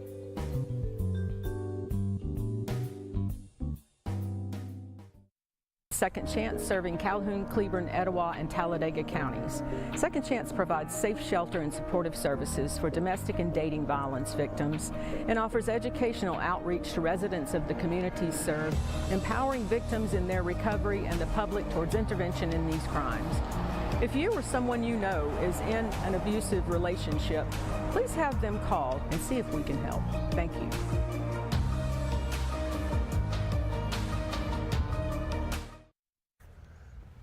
Welcome back to your WEAC TV 24 Game of the Week, presented by Southern States Bank. 10-7 is your score. The Cleburne County Tigers are ahead of the White Plains Wildcats here at the half. It's been a great half of football. And before we get into scores and stuff, we'll say a little words from our sponsors here tonight. Southern States Bank. At Southern States Bank, we pride ourselves on being your local bank. Locations in Anniston and Sylacauga. Let us be there for you, member FDIC. Team One Chevrolet of Gadsden, home of the best people, the best service, period. Visit Team One Chevrolet in Gadsden, Alabama. Freestyle Graphics, special thanks to Freestyle Graphics in Oxford, Alabama for gearing up our crew for this season. For all your graphics needs, whether apparel, promotional items, signs, banners, business items, Freestyle Graphics will take care of you. Go to freestylegraphics.espwebsite.com. City of Chaos, where your fears turn into nightmares. City of Chaos is one of the top-rated haunted house experiences in Northeast Alabama. Go through our haunted tunnel, ride the convoy, shoot some zombies, and so much more. Don't miss it. Location 6755 Curry Station Road, East Aboga, Alabama. Open now. So here we go. The Cleburne County Tigers are ahead 10-7 over the White Plains Wildcats, and we have spoke about that already. We're going to take another quick break, and when we come back, we will have score updates for you across the county. We'll be back in just a moment. Your WEAC TV 24 Game of the Week, presented by Southern States Bank. Are you ready? Is you ready? Ready. You say you ready. Whole squad ready. Ready. Is you ready? Are you ready? Ready. Is you ready? Whole squad ready. We came here to see Jet. What you got? No, not on my watch. No way. Bring what you got. I'm going to the top. You can bring what you got. I'm going to the top. Bring what you got. Bring what you got. I'm going to the top. Since 2002, Advantage Tire and Alignment has been the place to call when your car won't go. They specialize in new tires, used tires, and wheels. In addition, they also provide alignment services and vehicle repair like brakes, rotors, struts, shocks, and alternators. It is their goal to provide quick, convenient, and friendly service. If you want the advantage, go to Advantage Tire and Alignment, where the customer always has the advantage. I'm Dudley Miller and my wife Val, and this is the staff at Cremation Services. Together, we have over 100 years experience in funeral service. To me, career longevity is an indication of a person's ability to extend grace and compassion and deal with the family in an honest, trustworthy, and decent manner. We ask that you consider us at Cremation Services of East Alabama in your time of loss. At Oxford Dental Care, they believe in the importance of a healthy, beautiful smile. The staff takes great pride in the treatments they provide and the healthy smiles that they create. Their patients can take advantage of comprehensive dental care that's customized for their individual needs and desires. They provide general, cosmetic, and pediatric dentistry, emergency dental care, teeth whitening, implants, and veneers. Contact their Oxford office at 256-831-3432 or visit the website at oxforddentalcare.net if you have any questions or would like to schedule an appointment. Friendly staff, excellent service, beautiful smiles. A team you can rely on, Oxford Dental Care. Welcome back in your WEAC TV 24 Game of the Week, presented by Southern States Bank. 10-7 your score. The Cleburne County Tigers are ahead of the White Plains Wildcats here tonight. And got some score updates for you guys across the county. Jacksonville is ahead of Munford 31-7 at the half. It's Munford's homecoming tonight, and Jacksonville is looking to spoil that, and they are doing so far tonight. Oaks Bluff 14-0 over Ohatchee. That's a big ball game there for the Ohatchee Indians. Central High School of Clay County 42-0 over Sylacauga at the half. B.B. Comer and Thorsby, a very, very good ball game. They're 15-7 at the half. No score on Donahoe and TCC. No score on Wadley and Victory Christian. Cherokee County is ahead of Fultondale 21-0. 14-7 is Spring Garden over Pleasant Valley. At the moment, Gadsden City 14-7 over May Jemison. Ranburne is ahead of Isabella 14-7. Appalachian is losing to Valley Head 8-0 at the half. Hewitt-Trussville and Vestavia Hills 34-20 at the half. Scottsboro is ahead of Sardis 21-7 at the half. Reeltown 34-0 over Horseshoe Bend in the second quarter. Springville in a very good ball game with Lincoln 16-0. Springville's ahead at the moment. Coosa Christian is ahead of Cedar Bluff 31-7.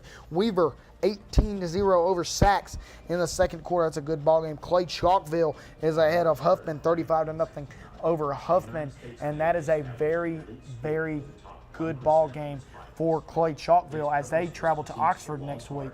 So that'll be a very, very big ball game. Randolph County is ahead of Wellborn 12-8, and that is a good ball game for Wellborn as well. 12-8 is that score. Raglan 25-12 over Winterboro. That's a very good ball game as well. And Shades Valley, no score them, and Pell City 0-0 at the moment from what I got. Locust Fork is ahead of Southeastern 21-0. Piedmont is ahead of Glencoe 37-12 in the first quarter, and Etowah ahead of Hanceville 21-7, and that's all I have at the moment. But Jackson, keys to the second half for the White Plains Wildcats. Go. I mean, I think you got to get Holloway going. I mean, I think that's the main key. You got to block for him, get him on the outside, let him make some big plays if you want to get back and win this ball game. Cleburne County, go. You got to get Dingler back going. You got to get the run game back going. You started off very just dominant. Very dominant in the run game, and so far they've just not been able to get it going after the first drive. And a big, big key for success so far tonight for the Cleburne County Tigers has been their run game. Their run game has been magnificent. Jake Dingler has been averaging at least 5 yards a carry every time he touched the football. I mean, he really is. I mean, he's just an absolute bruiser for this Cleburne County Tiger offense and defense. And their offensive line has been a lot of that success as well, as when you can get Dingler some holes, he can really hurt you with his legs too, as he's a bigger back, but he's got some speed to go along with it. And when you flip the sides, this White Plains Wildcats defense has done a very good job of, like we've said all night, bending but not breaking. They have a very, very good red zone defense. I mean, I think Cleburne County's been in the red zone, I think 3 or 4 times, and every single time but one, they've stopped them. And the big play of the half to me had to have been the Dylan Barksdale run to get Cleburne County into scoring range, but fell just short as Coach Jennings elected to go for the field goal instead of going for it on 4th down. Yeah, that was but like I was saying, I think that was the good call right there. It's 10-7 at halftime. You kick and make this field goal. It's a tie game going into halftime. As they relied on Cheatwood, who has been really the star of the show for the White Plains Wildcats, as he has been dominant on the defensive side of the ball. He really has been. And also, you also got to think, White Plains is getting this ball coming out of halftime. They've got to get their offense going. That is the key thing for the White Plains Wildcats. Their offense has yet to really find a rhythm and get Holloway moving. I mean that's the main key, like I was saying. You have to get Holloway into this game and let him make some big plays. As Felipe Holloway has been the key factor for this White Plains Wildcats team's success this year when they have had it. We're going to take a break, and when we come back, we're getting ready to start the second half. The White Plains Wildcats and Cleburne County Tigers. We'll take a break. When we come back, we'll have more of your WEAC TV24 Game of the Week presented by Southern States Bank.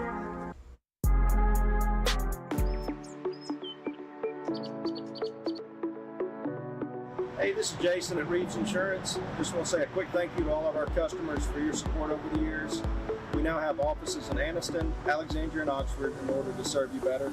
So stop in and see me or any of our experienced staff and let us shop for you. We'll find you the best price and the best coverage available. Thank you.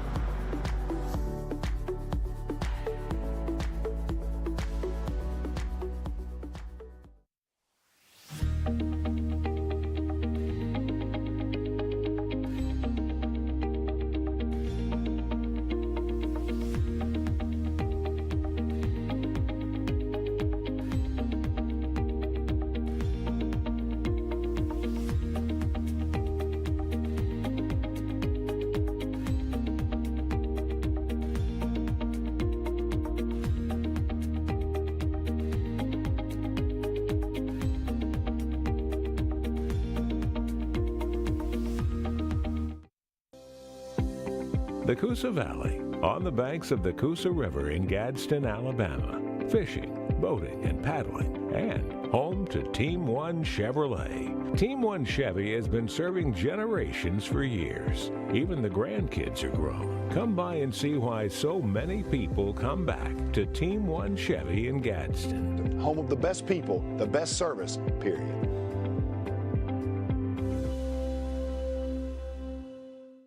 At Southern States Bank, we pride ourselves on being your local bank. We're your neighbors and involved in the community. We're the bank featuring the Southern Rewards checking account, a cashback account with no ATM fees. We're on the cutting edge and always have a smiling face to help you out. Stop being just another number at the big bank and start being a neighbor at Southern States Bank. Let us be the bank for you and your business.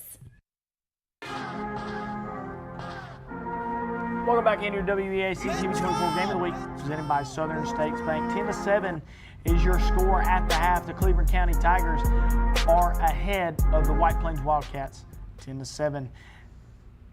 Jackson, this has been a very good defensive ball game here at Ellie Bell Field here tonight on Friday the 13th.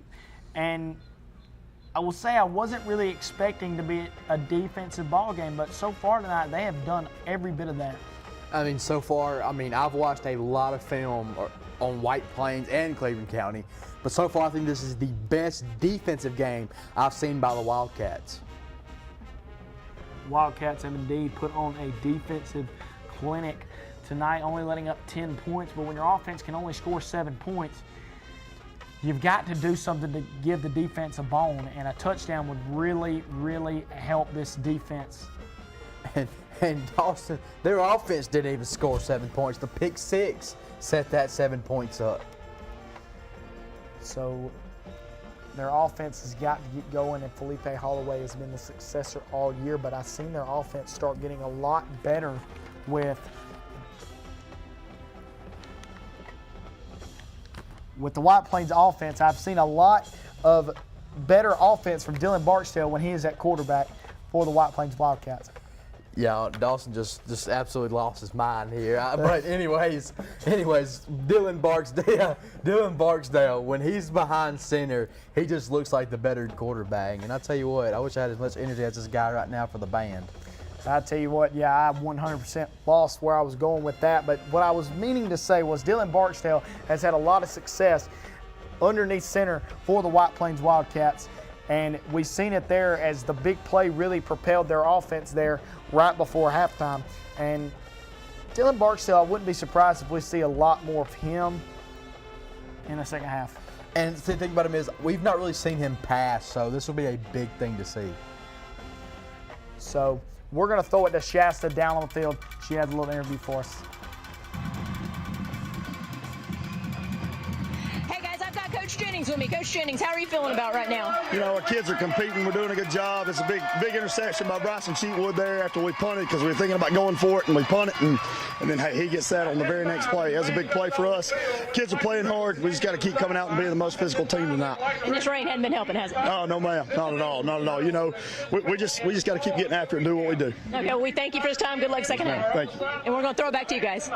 Give them a round of applause. That's Coach Blake Jennings, as Coach Jennings has really got this White Plains Wildcats team. He's got them working towards the right direction as they've struggled for many years.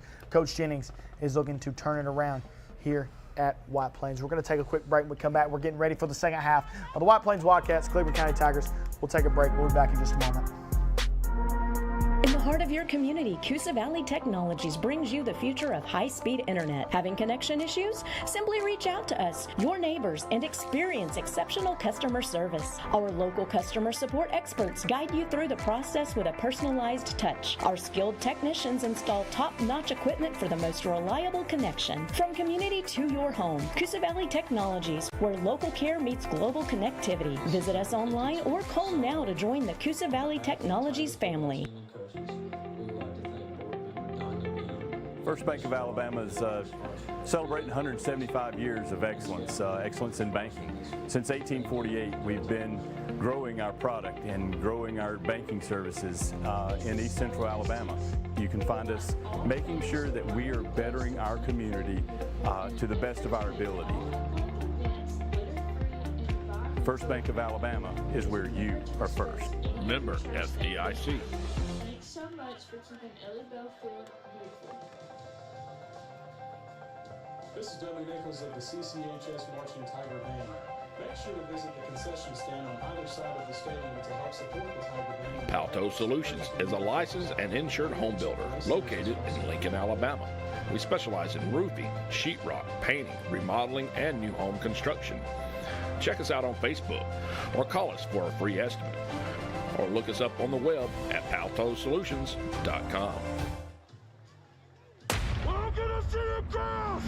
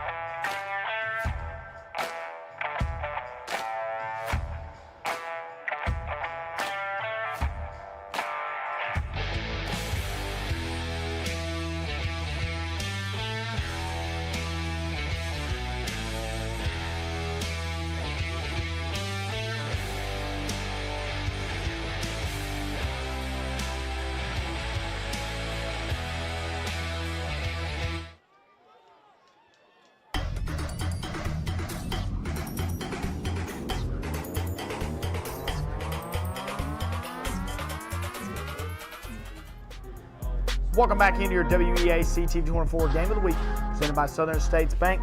We come in right as we're fixing to start the second half here, as we are getting ready for second half action between the Cleburne County Tigers and the White Plains Wildcats. Southern States Bank kickoff. The White Plains Wildcats made a valiant effort to try to score right before the half. They did not, but they get the ball back here in the second half to start off. And I mean, I think they're going to come out aggressive. They need to make a statement here. So here we go, start of the second half. Cleburne County gonna swift kick it on the ground, and White Plains is just gonna fall on it. Very good field position to start off this drive for Coach Blake Jennings and his offense. Really good field position. Let's see if they can take advantage of this field position here. Really anxious to see if Dylan Barksdale is the starting quarterback for the White Plains Wildcats, or do they go with Crew Martin, a guy who had a little bit of success, but it seemed like Dylan Barksdale really made the offense click when he was under center. But it is indeed Crew Martin in the gun. He's going to give it off to Holloway. Holloway's going to bounce this outside. Felipe Holloway's going to the outside. Felipe Holloway's got a lot of space. Holloway's going to run straight into a defender, and a good run there by Felipe Holloway runs into Cade Schubert. And that is exactly what you need if you're the Wildcats. First play of the second half, you get Holloway out in space, and you just let that boy take that rock. Felipe Holloway has got to get going in the second half for the White Plains Wildcats. It's Crew Martin. He's going to be in the gun with Holloway. Rodney Perry to the far side. It's going to be a give to Holloway again. Holloway's going to try to bounce this out, cut it back in, and all over it is Jake Dingler. I mean, just Holloway had nowhere to go right there. They were just outnumbered on the outside right there, and Dingler was the first guy to make contact with him. There's not enough blockers on that outside for the White Plains Wildcats, and Jake Dingler just goes straight for Holloway, makes a good open field tackle. Second down and 15. And it's going to be very interesting to see if we see Barksdale behind center again, because I just think in situations like third and medium, I think it would be key you put him at quarterback and let him run the little quarterback draw you've seen at the end of the second half. So here we go. Crew Martin is in the gun. Rodney Perry motions to our far side. Got a flag on the play. Delay again. And I believe that's going to be a delay game on White Plains. I think it was. I think Rodney Perry lined up on the wrong side, and that's going to back up White Plains. As you're trying to get your offense going, trying to move this ball, and you just keep backing yourself up. Shooting herself in the foot here on this drive early is White Plains. As here we go, Crew Martin, he's going to fire it over, and it's caught by Rodney Perry. Rodney Perry's got some space, and he makes up for his mistake, getting close to that first down marker. If not, no, he did get the first down. So first down for the Wildcats. That's just a beautiful play call right there. Little play action pass. He had the RPO there, and Perry just caught it just perfectly in stride. Rodney Perry makes up for lining up on the wrong sides and pretty much causing the delay of game. Makes up for it with a 20-yard catch. Heck, son, you can make mistakes like that and do that every time, you'll be in good shape. So Crew Martin, no, scratch that. Barksdale, he's going to be in the gun. Barksdale's going to keep it himself. Barksdale runs over defender, but he is met right at the line of scrimmage. So that's going to be a gain of nothing. Tell you what, I mean, you can get run over as long as you make the tackle. As a good stop there for the Cleburne County Tigers. As that was our first little bit of action we've seen from Dylan Barksdale in the gun, and it seems like Coach Burns made his defense really know when Barksdale's in the game, we've got to gobble him up because he is a big play in a bottle. So Crew Martin's got Felipe Holloway in the backfield. The ball's going to be falling on the ground, picked up by Martin. He's going to throw it up in the air. That was very, very dangerous right there. It's Friday the 13th, but that was a little too scary even for Friday the 13th. That was very, very, very lucky play for the White Plains Wildcats for that ball not to be intercepted, because Crew Martin just threw that up, and he's lucky it wasn't picked off. He's extremely lucky that it was not picked off, and that's going to bring up third and pretty long here. So third down and long for the Wildcats. Crew Martin, he's going to give it off to Holloway. Holloway bounces it outside. Holloway's going up the field. Felipe Holloway has got a lot of space, and Felipe Holloway gives the White Plains Wildcats a first down. And I mean, that looked like a busted play right there from the start. But I mean, he is just so fast and so versatile. I mean, he's hitting the backfield right there and stiff arms Dingler and just burns these defenders here. Felipe Holloway is lightning in a bottle for the White Plains Wildcats, and he shows it right there. The Wildcats offense is moving down the field. Crew Martin gives it off to Holloway again, and Holloway's going to be gobbled up at the line of scrimmage there by a slew of Tigers. And one thing I've picked up here, when Holloway is given the ball up the middle, he's usually gobbled up. Most of his big runs have came from handing the ball outside. The one in the first half where he hurdled the defender, and the two on this drive right here have been little kind of jet sweeps to the outside. The play for Holloway is get him rolling, get his speed going before he gets to the outside, and that's what happens when they do plays to send him to the outside like that. That was a little jet sweep there to Rodney Perry. He gets about 5 yards. But it's better when he does off-tackle runs. When he has off-tackle runs, he can get his legs moving, and that's really what gives that burst of speed there at the end of the play. City of Chaos red zone there on the Rodney Perry jet sweep. And that's very good field awareness right there by Perry. I mean, he's seen the outside was kind of bottled up. He finds a little hole and makes his way through there. So Crew Martin is going to be in the gun. He's going to have Felipe Holloway in the backfield. Holloway, he's going to keep it himself. Holloway's going to bounce this out. He's going to get smoked by multiple Tigers there on that play. It's going to bring up fourth down. And if you're Coach Jennings here, I mean, what do? I think you have to go for this. After the missed field goal right before the half, I don't expect Coach Jennings to kick it again. I don't either, to be honest with you. But I mean, it is 4th and very, very short here. I think there's a huge possibility you can get this. I'm also very shocked they've not went back to the RPO they ran earlier in this drive.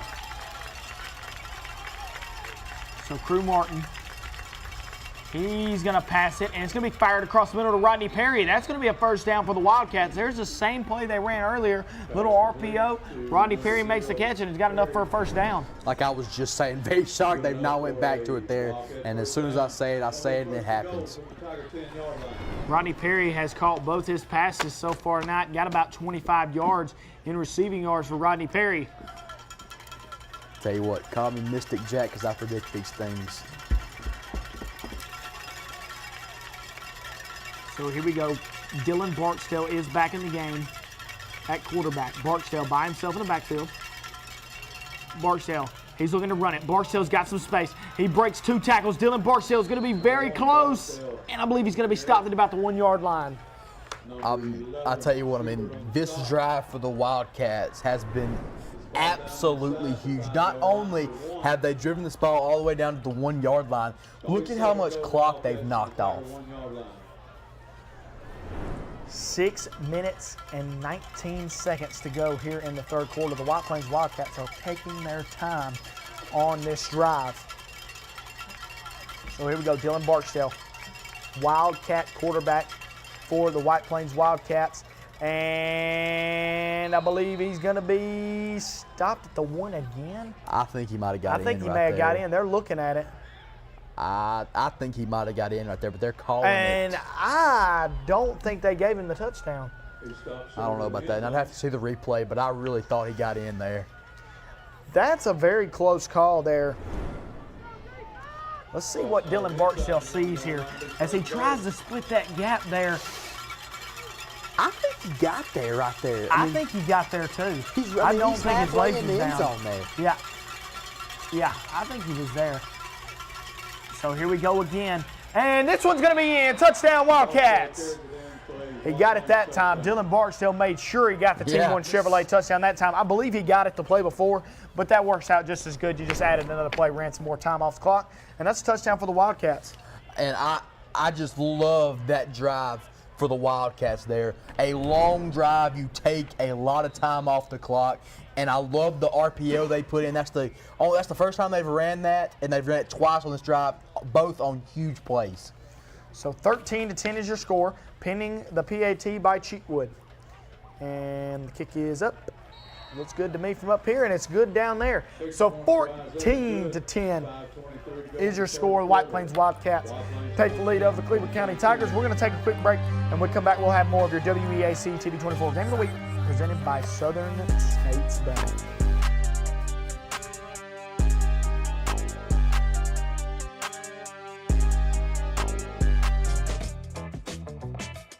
For over 50 years, Oxford City Schools has been building a legacy that we can all be proud of.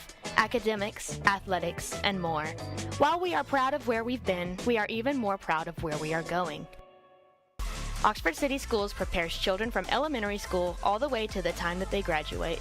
Our goal is to mold students into future leaders and pioneers of this community and the world.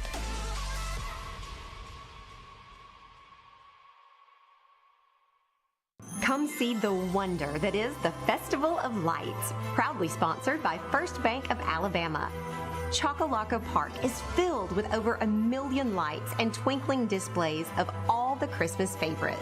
You can park and enter Santa's Village, where there is an outdoor skating rink, inflatables for the kids, food trucks, and have your photo made with Santa. Get your tickets now at oxfordlights.com. At Southern States Bank, we pride ourselves on being your local bank. We're your neighbors and involved in the community. We're the bank featuring the Southern Rewards checking account, a cashback account with no ATM fees. We're on the cutting edge and always have a smiling face to help you out. Stop being just another number at the big bank and start being a neighbor at Southern States Bank. Let us be the bank for you and your business. Welcome back into your WEAC TV 24 Game of the Week, presented by Southern States Bank. The White Plains Wildcats have a very methodical, time-killing drive there to take the lead 14-10 over the Cleveland County Tigers, Jackson. I mean, like I've been saying, it's a very good drive. I mean, you take off almost half of the third quarter right there on that drive. Great play calling for Coach Jennings, and he has got his boys in the driver's seat here late in the third quarter. 14-10 is your score. And now you switch sides over to head coach Joby Burns. What does he got up his sleeve here? Southern States Bank kickoff for the Cleveland County Tigers. And they're going to kick it off deep here as they're going to have a very good return. It's looking like a good return, and it is indeed going to be a good return. Breaks a tackle and a good return there for the Cleveland County Tigers. Silas Hunt on the return. That was a very good return right there by the Tigers. And I think, like you were saying with Burns, Coach Joby Burns, I just think you got to get the run game back going like it was in the first quarter of that game. First quarter run game for Cleveland County was at its peak. They were averaging about 7 yards a carry every time either Hughes or Dingler touched the football. And now the White Plains Wildcats are starting to single in on that, and they've really made big changes so far in this game. So here we go. It's going to be a handoff to Hughes.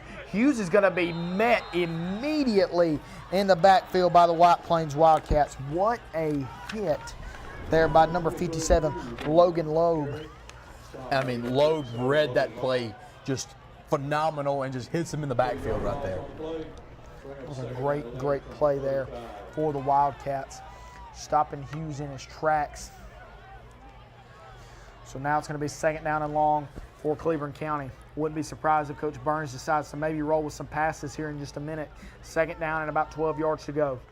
Gore, it is indeed, no, it's going to be a quarterback keeper for Hunter Gore. Gore is going to be met and stopped there, and that is none other than Bryson Cheatwood on the stop. I mean, Cheatwood has just been a cheat code for this White Plains defense tonight.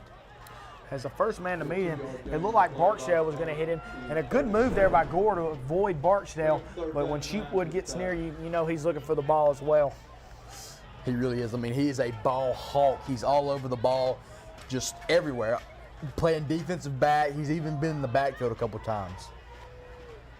So here's Gore. Got Hughes and Dingler in the backfield. Gore, he's looking to throw it.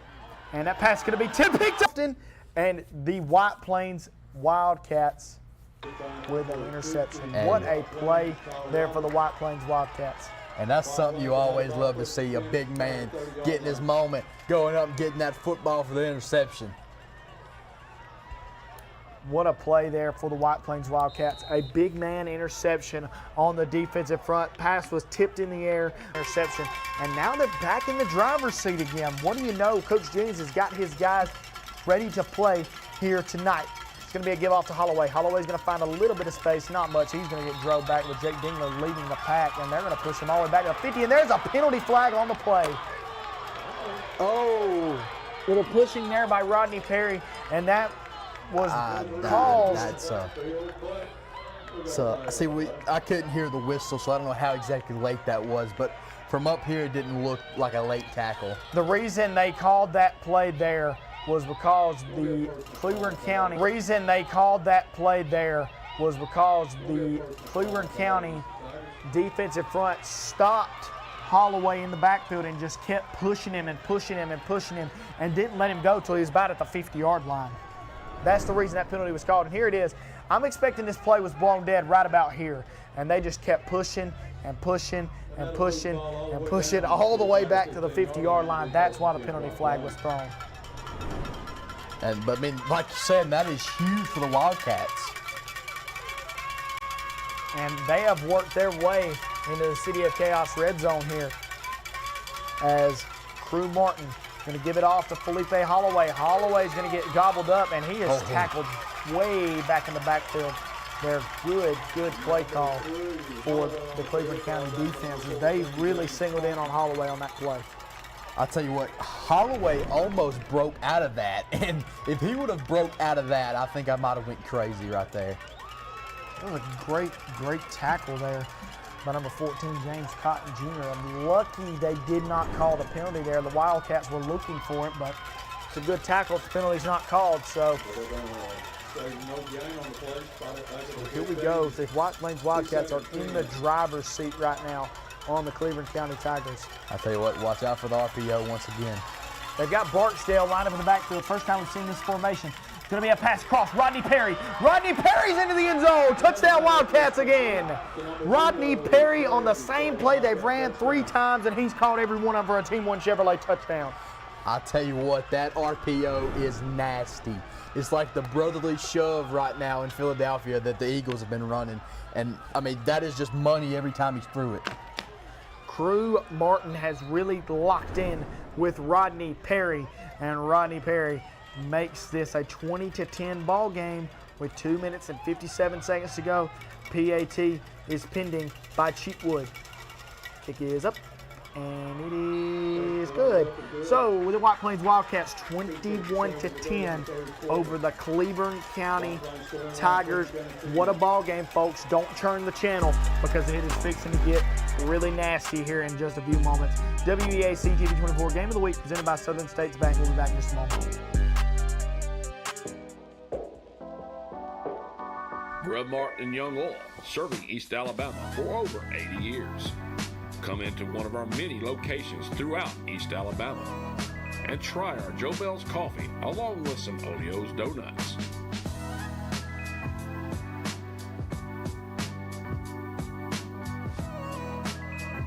From Center to Jacksonville to Auburn and everywhere in between, Grub Mart is here for you.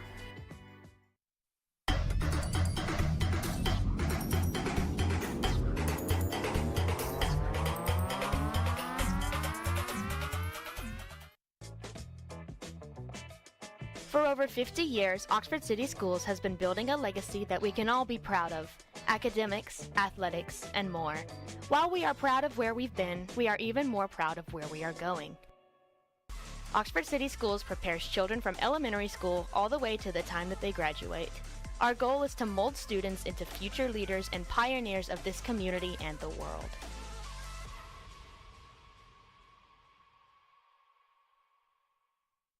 When I was a child, my parents couldn't afford braces. My grandparents paid for them, and it changed my life.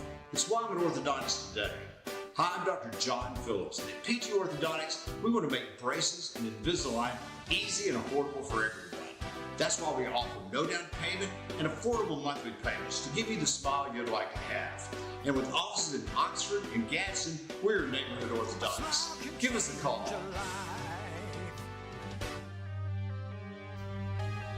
Welcome back into your WEAC TV 24 Game of the Week, presented by Southern States Bank.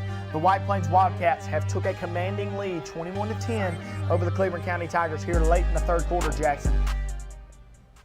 And I mean, I've loved what I've seen by the Wildcats. I mean, I tell you what, they got their first win last week against Talladega, and they just looked like a totally new team.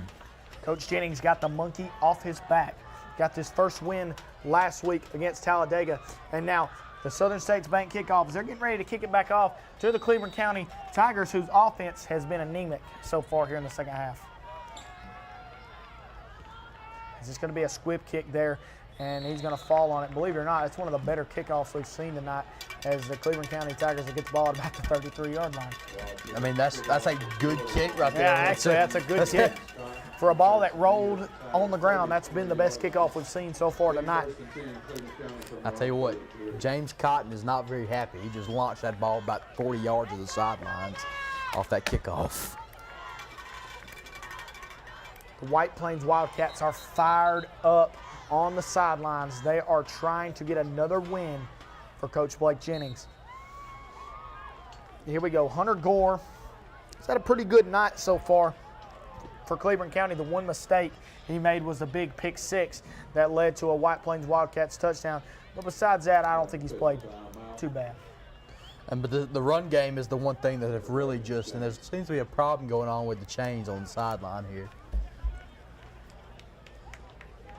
So while they get that fixed, we're just going to discuss this White Plains Wildcats defense and how good they have looked so far here in the second half. But you got to think, the White Plains Wildcats offense been on the field for 8 minutes of this second half. Cleburne County's barely touched the ball. I mean, they've barely touched the football like at all. And White Plains had that long drive that ended in a touchdown, and that is exactly what you needed. WEAC TV 24 sign right there with all the fans around it. Thank you for the support there. As they're still trying to get the chains fixed on the sidelines. I have no idea what's going on with that, as the chains may have got tangled up. Yeah, they're trying to get this fixed, but I mean, tell you what, this could be good for these teams. Helps them get a break, get a breather in. An extra timeout pretty much as they're trying to just get the chains fixed. But like you said, it's great for these teams because it's a free timeout. And now here we go. We're ready to roll as this is going to be a handoff to Hughes. Hughes bounces it to the outside. Hughes is going to break a tackle, and Carter Hughes with a good run there for the Cleveland County Tigers. And that is exactly what you needed for the Cleveland County Tigers right there. Carter Hughes is fired up after that run there, and well deserved as he's been a very good tailback for the Tigers so far tonight. Tell you what, if Hayden Barksdale doesn't take him down right there by the back of his jersey, he might be looking at the back of his jersey. Carter Hughes has been a very, very good successor for the Cleveland County Tigers, as we're going to believe there's a timeout called on the field. Or no, Barksdale is hurt. As I seen him hobbling early in the first quarter, but he kept playing through it, so we never mentioned it. Barksdale's coming off the field. I think it's closer to his ankle. And that would be a huge loss for the White Plains Wildcats. We're going to see there about Barksdale, see if he can return to this game. I believe it was his ankle. Like I said, I seen something happen in the first quarter. Never mentioned it because he stayed in the ball game, but must be bothering him here late in the third quarter. So here we go. Gore, he's looking to throw it. Gore's got a man over. That's Dingler. Dingler lets it go right through his hands. I mean, he put it on the money right there. He put it right in his hands, and it just bounces off the hands of Dingler right there. See, that is two passes that Gore has put right on the money that has been dropped by his receivers. And Coach Toby Burns is really likes getting Gore moving left to right instead of just sitting in the pocket. I think that's where Gore's more comfortable, and he's done it twice tonight. They've just been both dropped. Yeah, and I mean, also, I know I keep saying it over and over again, but look for Freeman because, I mean, that is a big guy, a big target. And he's been covered by Bryson Cheatwood right now. This is going to be a give. It's going to be to Hughes. This is the second time they've ran that jet sweep to Carter Hughes, and Carter Hughes bounces it outside for a very big gain for the Cleveland County Tigers. And that is a beautiful play call right there, and he just bounces it offside. Hughes got that speed, and he picks up a lot of yards right there. Carter Hughes is toting this drive on his back right now as he's had the two big gains for the Cleveland County Tigers. As Gore's going to be under center. Dingler is in the backfield. Going to motion Littleton. This is going to be a give to Dingler. Dingler's got well enough for a first down. And a good carry there by Jake Dingler for a first down for the Tigers.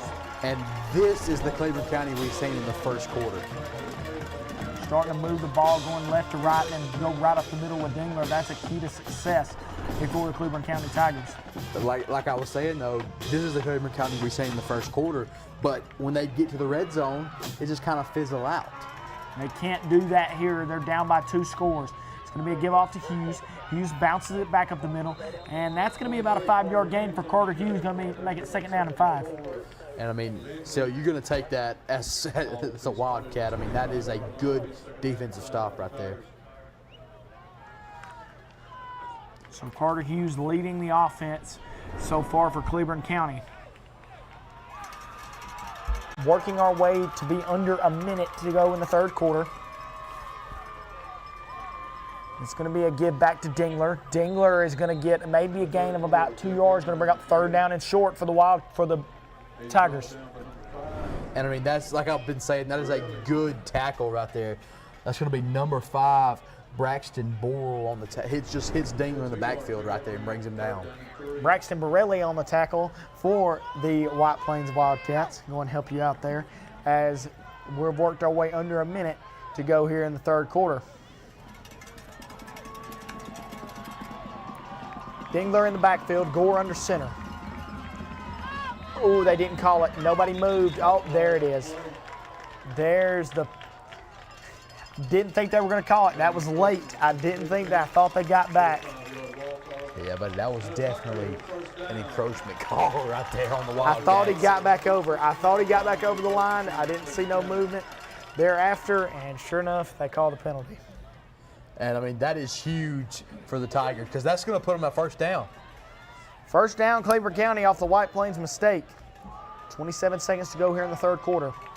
CDF Chaos red zone here. Hunter Gore under center. Going to be a give to Hughes.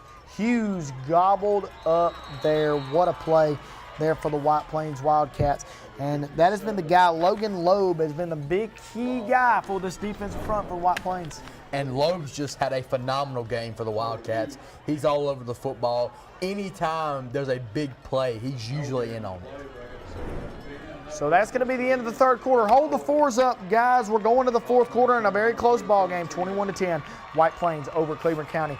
We're going to take a quick break. When we come back, we'll have fourth quarter of action here at WEAC TV 24 Game of the Week, presented by Southern States Bank.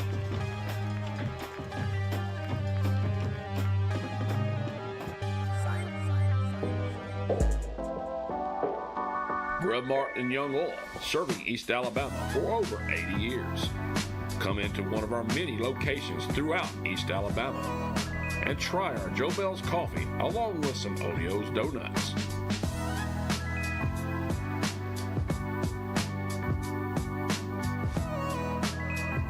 From Center to Jacksonville to Auburn and everywhere in between, Grub Mart is here for you.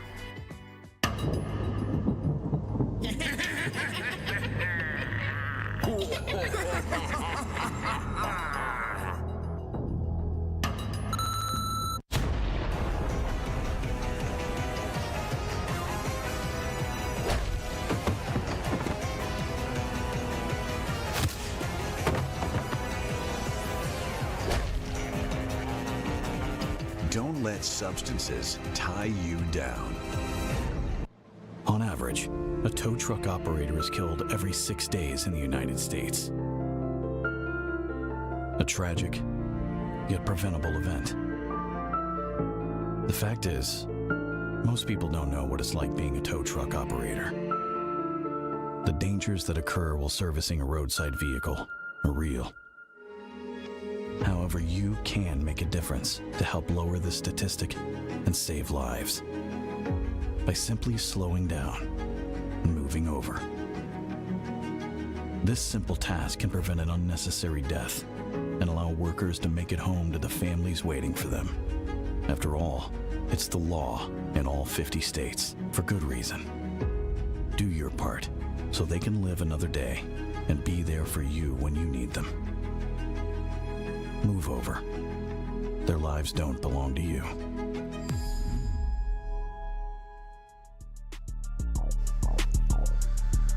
Welcome back into your WEAC TV 24 Game of the Week, presented by Southern States Bank. The Cleveland County Tigers are driving here at the start of the fourth quarter.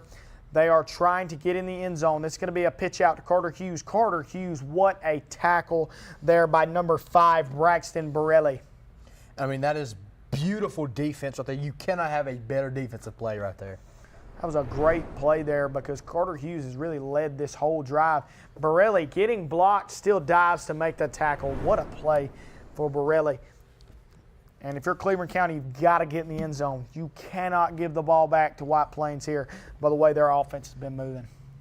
I mean, and you're 100% correct here. And this is where they have kind of spazzed out a little bit when they get in the red zone. This is going to be a give off. It looks to be to Adams. Adams bounces it out. Rodney Perry knocks the ball out. Rodney Perry knocked the ball out. And I believe White Plains has got the ball. Rodney Perry with a strip. And that is the play of the game.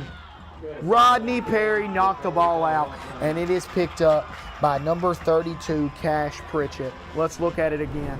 Watch Rodney Perry. I knew it when Adams lowered his shoulder on Rodney Perry. Watch this right here. Perry right at the ball. Rip. Ball's on the ground. Cass Pritchett gets on top of it. What a play for Rodney Perry.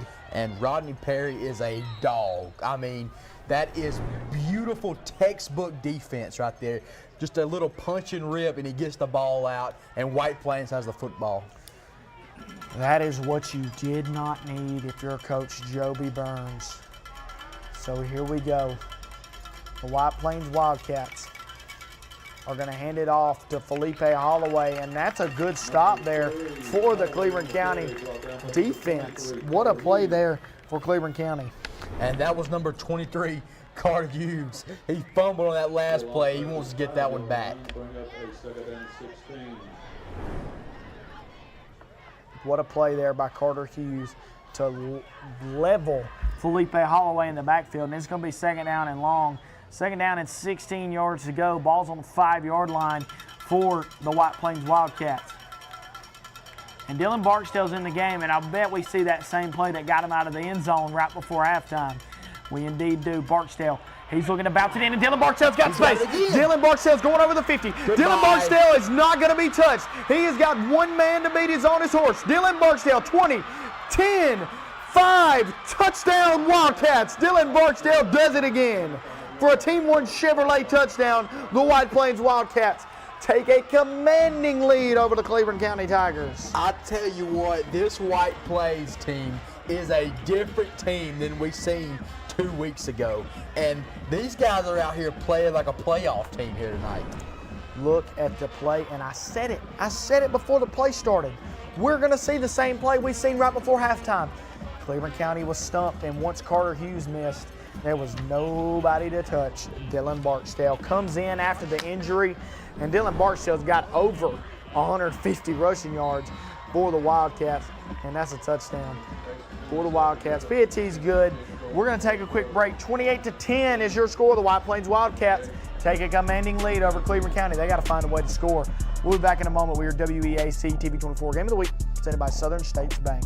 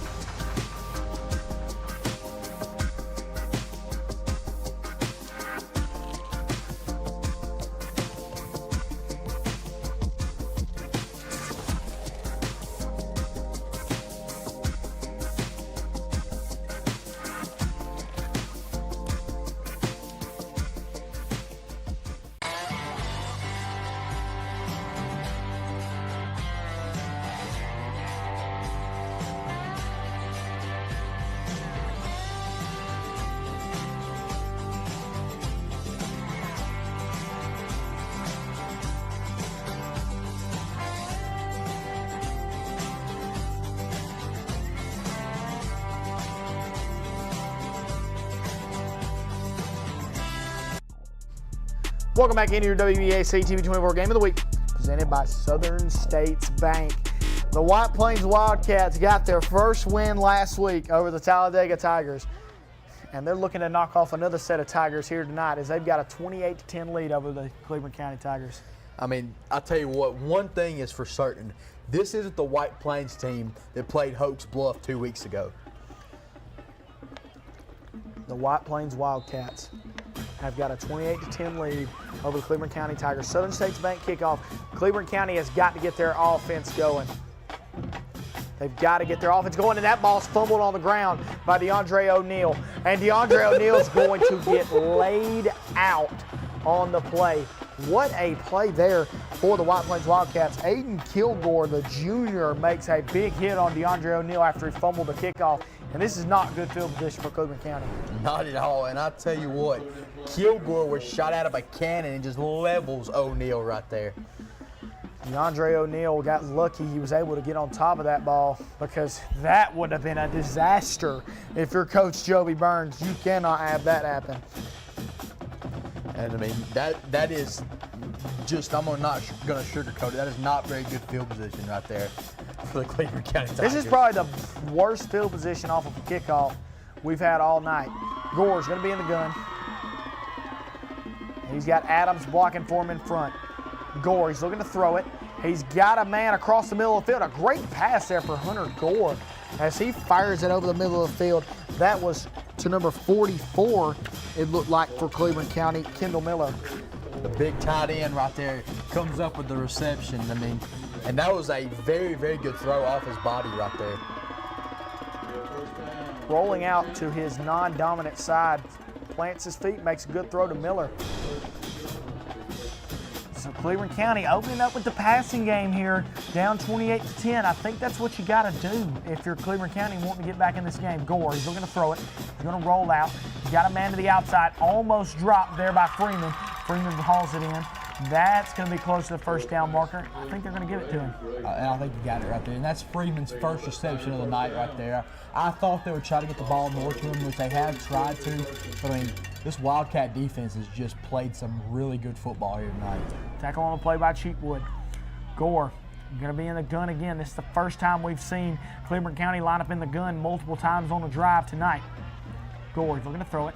Fires it to the outside. Another good pass there for Cleveland County. Up to number 5, Jake Middleton. There's going to be a penalty flag down. And it's going to be very interesting to see what this is. See what the call is on the field. Cleveland County looks like they're going to back up. Eligible receiver downfield for Cleveland County. That's going to back them up. That's what you didn't need. That is exactly what you did not need. I mean, you're starting to move the football in the passing game, and you get a penalty like that, and just backs you up an extra 5 yards. So 2nd down and 15 yards to go to the first down marker for Cleveland County. Gore's got Adams in the backfield. Gore rolling out again. Looking to throw it. Fires it to the outside. Incomplete. They was looking for Hughes there on the outside, and Hughes just got overthrown. Just overthrew right here, and that's going to bring up a 3rd and very long for the Tigers here. 3rd down and long for the Cleveland County Tigers.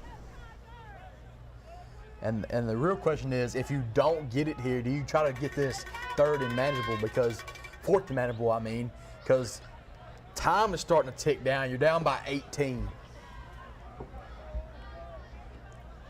Gore got Adams in the backfield. They're in the gun. Gore's going to stand in the pocket, fires it out to Adams, overshoots him. So it should be 4th down. It should be 4th down because I thought. Well, it was 2nd down on the play before. They threw an incompletion. It is going to be 4th down. Yeah, it's got to be 4th down, yeah, because I was fixing to say, I know I'm not wrong on this. So 4th down with 9 minutes and 11 seconds to go. And what does Coach Burns do? I think you have to send out your punt team here. I mean, I really do. It's 4th and about 15, 16 yards right here. And to be fair, your offense has really just not moved the ball, especially for 15 yards. But I mean, still, there's 9 minutes left in this football game. Still a lot of football to be played here. So 9 minutes and 11 seconds to go here in the ball game. The White Plains Wildcats hold a commanding lead, but Coach Joey Burns has got a decision to make. Do you want to risk it and give the ball back to the White Plains Wildcats, who is clicking on all cylinders right now?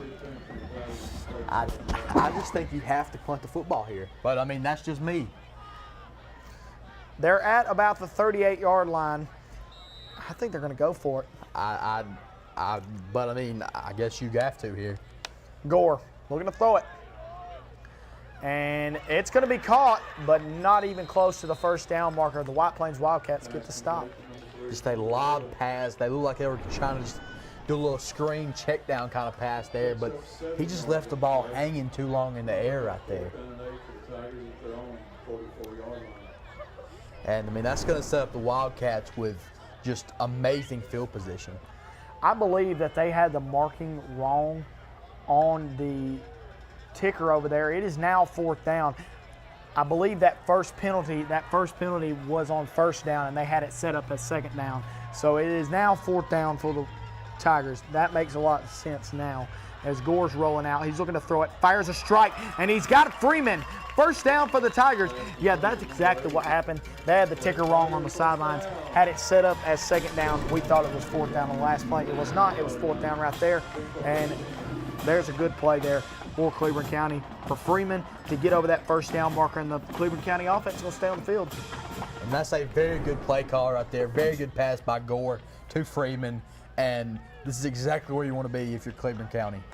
that really has got my head spinning, that whole situation that just happened right there. But first down and 10 for Cleveland County. Gore's got Adams in the backfield. Gore's looking to throw it. He fires it off, looking for Freeman. Almost a one-handed catch for Freeman, but it is incomplete. Rodney Perry in coverage. A very, very good attempt to try to catch that ball. And I'm sorry, I'm just flabbergasted by what that was that just took place. Whether it was 4th down, then it was 2nd down. I just don't know what we just witnessed. Look at that play there. Almost a big play there for Grayson Freeman. And he just missed it there. Rodney Perry had good coverage there. He was on him. But great play that never was. There's a pass to the outside. Good pass there for Gore. Finds number 5, Jake Littleton, on the sidelines for a good pitching catch. And I think this is going to bring up 3rd down. Should be 3rd down and short here. Don't believe I'm wrong on that one this time. Oh, I didn't think I was wrong on the 4th down either. So there's going to be a official. Looks like he's going to blow it dead for a second. We're going to see what he's got. This whole last 2 minutes has just been very odd. And now they're putting more time back on the clock. So they stopped it, added a little bit of time on the clock. Gore looking to throw it again. Gore fires it to the outside, almost intercepted by Cheatwood as he was right there. Pass was intended for Littleton, just a little bit to the outside of him. We'll look at it again. Gore looks to his left, goes to the right, and just misses Littleton. And I think this is going to be 4th down. Now, don't bet your money on it, but I think this is going to be a 4th down and short. This is a big play here for the Cleveland County Tigers. It is 4th down and about 3 yards. Gore, he's looking to throw it, and he's going to keep it himself. He's going to take off to the outside. Going to be very close. I think he might have picked it up barely. Where he ran out is going to be the question. And it is indeed Wildcat football. He ran out short of the line of game. We'll see it again here. We'll have a really good look at it from this angle. Let's watch Gore's feet. And oh, that is a close call. I think he got there. He dove. That's a close call. I couldn't see the bottom of his feet when he got caught behind those defenders, but that's a close call there. We're going to look at it one more time. Let's watch Gore here. It's hard to see his feet there with the blocking on the outside, but I'm believing that. I'm thinking he dove and got that. He's not out of bounds yet. He's crossed the line right there, and his feet are still not down. I believe he got that, but nonetheless, it's Wildcat football. As they give it off, it's going to be a direct keeper for the Wildcats. Just a straight give for Dylan Barksdale. Going to keep it himself on the quarterback keeper. And now, if you're the Wildcats, all you're going to try to do is run as much time off the clock as you can. As that play has worked all night for Dylan Barksdale, and that time right there, the Wildcats just didn't have nowhere to go, and the Tigers had good defensive coverage. And I believe the Tigers are finally starting to key in on that, but it might be too late. Yeah, I think it's probably a little bit too late. You're down by 18, but there's still 7 minutes left. Anything can happen. So here's Barksdale. They're going to run it to the other side. Barksdale breaks a tackle. He finds a little bit of crease. There goes Dylan Barksdale again, over the 50, to the 40, to the 30, to the 20. 10-5, touchdown Wildcats. Dylan Barksdale's got over 250 rushing yards. And that's a Team One Chevrolet touchdown for Dylan Barksdale. And I'll tell you what, it's the same exact play over and over, just a different side. And I'll tell you what, it is Friday the 13th, and I know it's all about Jason and all that, but right now, Dylan Barksdale is Cleveland County's Jason. He's haunting the Tigers here tonight at Ellie Bell Field. 34-10 is your score. And we're going to see the PAT is up and good. And that's going to be, that's not blocked. There's no way. Definitely be offsides. Well, no, he caught it. I guess he timed it up. I don't know. There's been a lot of questionable calls in this football game. Somebody has to say it, but that dude was way, way offsides right there. We're going to take a quick break. 34-10 is your score. We'll be back in just a moment with your WEAC TV 24 Game of the Week presented by Southern States Bank.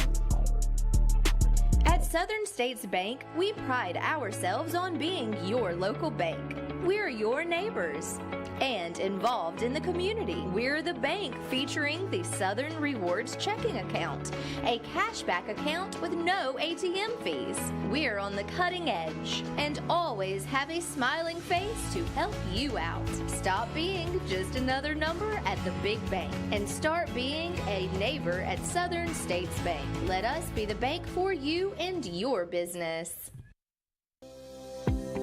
The Coosa Valley, on the banks of the Coosa River in Gadsden, Alabama. Fishing, boating, and paddling, and home to Team One Chevrolet. Team One Chevy has been serving generations for years. Even the grandkids are grown. Come by and see why so many people come back to Team One Chevy in Gadsden. Home of the best people, the best service, period.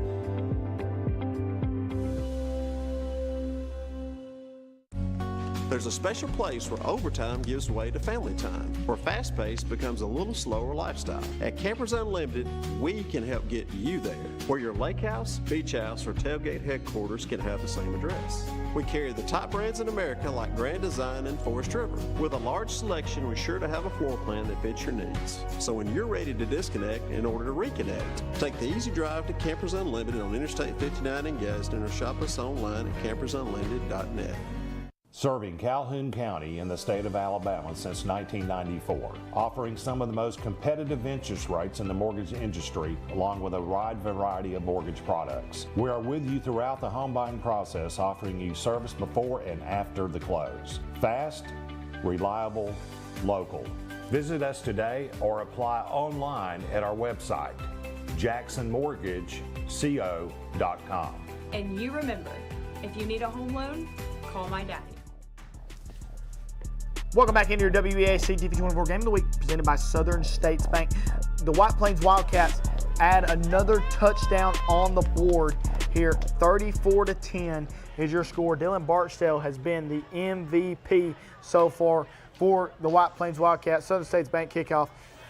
Here's the Cleveland County Tigers. Time's running out here, and a few calls haven't went their way here late, but it can't be excused for the way the offense has played in the second half. I mean, and you just said the absolute truth right there. Also the way the defense has been pretty good, but I mean, that's the third time that Barksdale's broke off that same exact play, just to different sides. And you want to know something? It's always the big play. That's been the problem with Cleveland County so far. Now the ball's on the ground again. I think it fell on it. And if White Plains recovered, no, they did not. Cleveland County's got it at about the 39-yard line. But like we were saying, Jackson, it's been the big plays that's hurt Cleveland County, not the chunk plays. It's been the big plays. That Cleveland County has limited White Plains on the small runs, but they've had 3 touchdowns.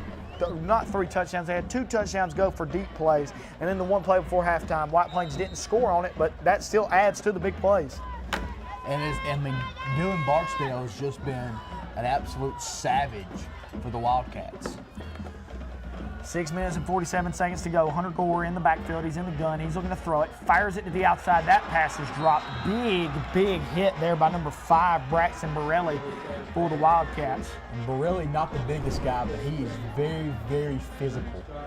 And that was a big hit there on, looked to be number 14, James Cotton.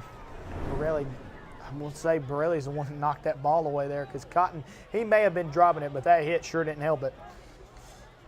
So here's DeAndre O'Neal. First time we've seen him in the backfield tonight, as Gore's looking to throw it. Gore fires it to the outside, incomplete.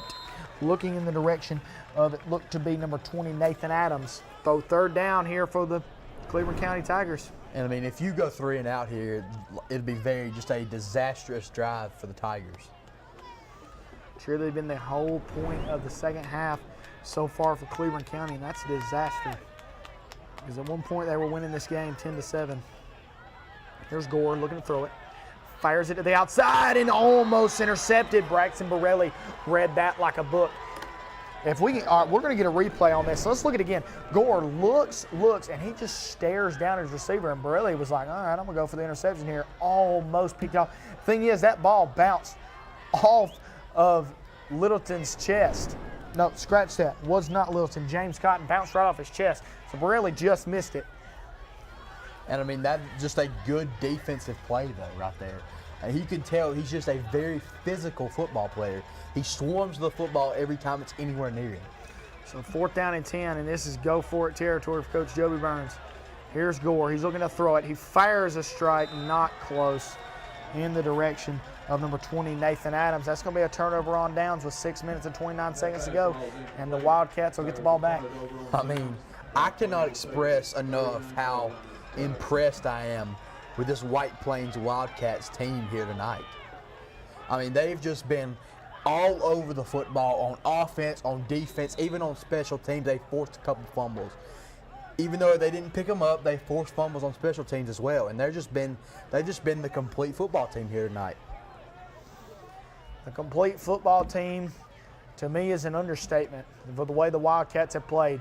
Here's Barksdale. He's going to get gobbled up there. That's the same play they've ran all their big plays off of here tonight. And it's the first time that he's been gobbled up there as number 21, Austin Mayfield, on the stop. And that's a beautiful defense play right there by Mayfield. Mayfield, as you've seen in the first half, that big 4th down completion that put the first Cleveland County touchdown and the last Cleveland County touchdown up on the board so far in this second half. 5 minutes and 56 seconds to go here in the ball game. 34-10, the White Plains Wildcats over the Cleveland County Tigers at the moment.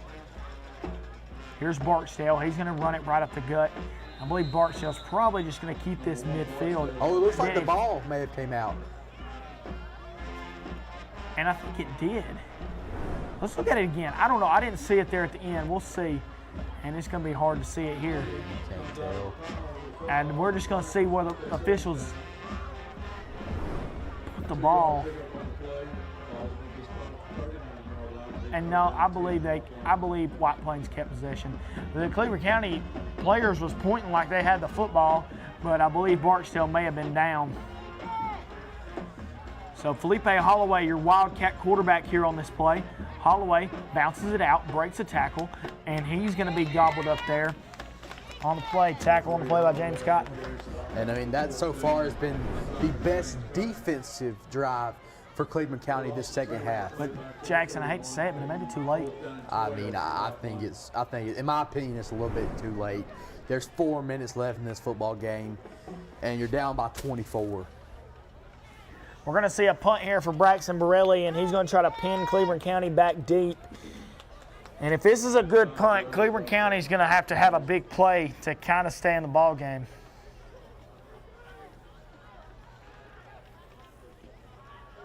Here's Borelli. Ball's going to bounce to him. Borelli's going to keep it himself. Braxton Borelli's got some speed. He bounces it inside. Braxton Borelli's going to take it down the sidelines. Braxton Borelli, he's going to go to the 10-5. What a play for White Plains, and that has explained the Cleveland County night right there. I mean, come on, give it to Braxton Borelli.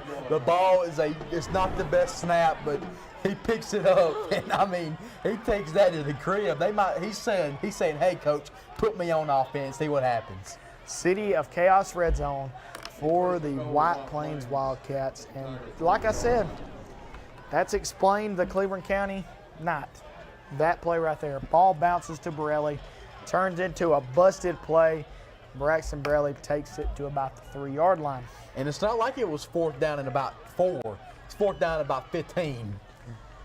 And Braxton Borelli stayed in the game. Braxton Borelli lines up in the Wildcat formation, and he's going to get maybe a yard on that play. Hey, like I was saying, coach, put me in on offense. They just put him in. And they gave him a shot. He got gobbled up, but they gave him a shot. Wow. What a play there for White Plains, and Braxton Borelli comes off the field. And Coach Jennings is having a field day with his starting linebacker and starting punter, Felipe Holloway.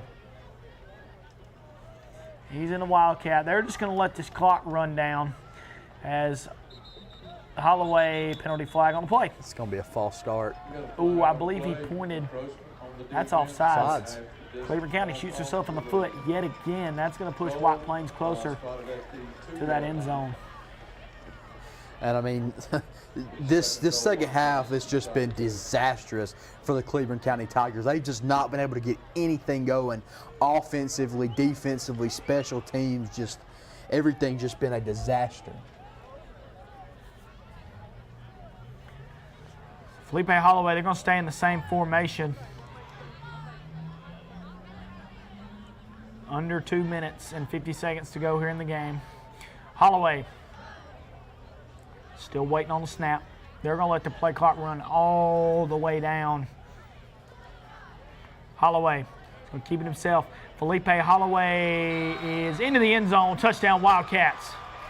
The Wildcats with another Team 1 Chevrolet touchdown. And that was set up by Braxton Borelli on the punt that was rolled to him, and he takes it down the sidelines. And Braxton Borelli's got to be pleased with that run, and Felipe Holloway punches the ticket into the end zone. And I'll tell you what, I know I've said it, but this White Plains team, they got their first win last week, and they just look like a completely different football team.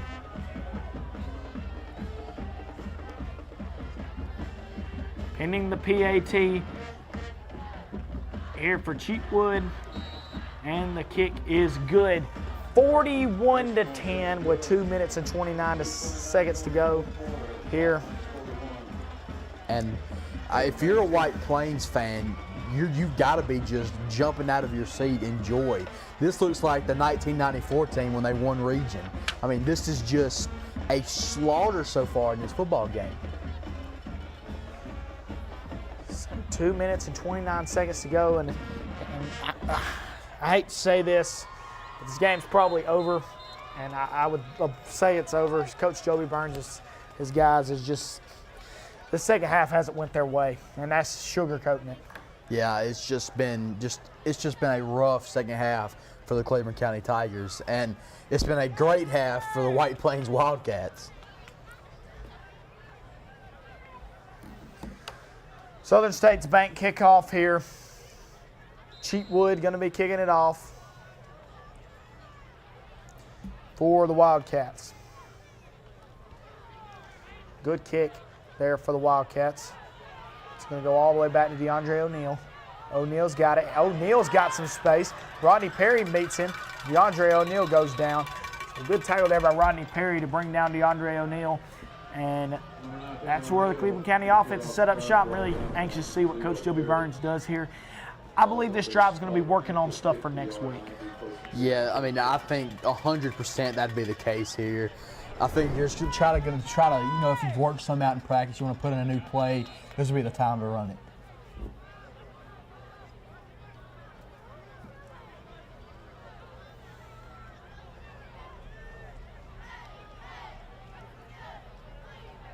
So here we go. Gore, he's looking to throw it, fires it out. Ball is maybe batted down at the line, but it lands right in front of number 20, Nathan Adams, to bring up second down and 10. I mean, that's just really good defense once again by the Wildcats.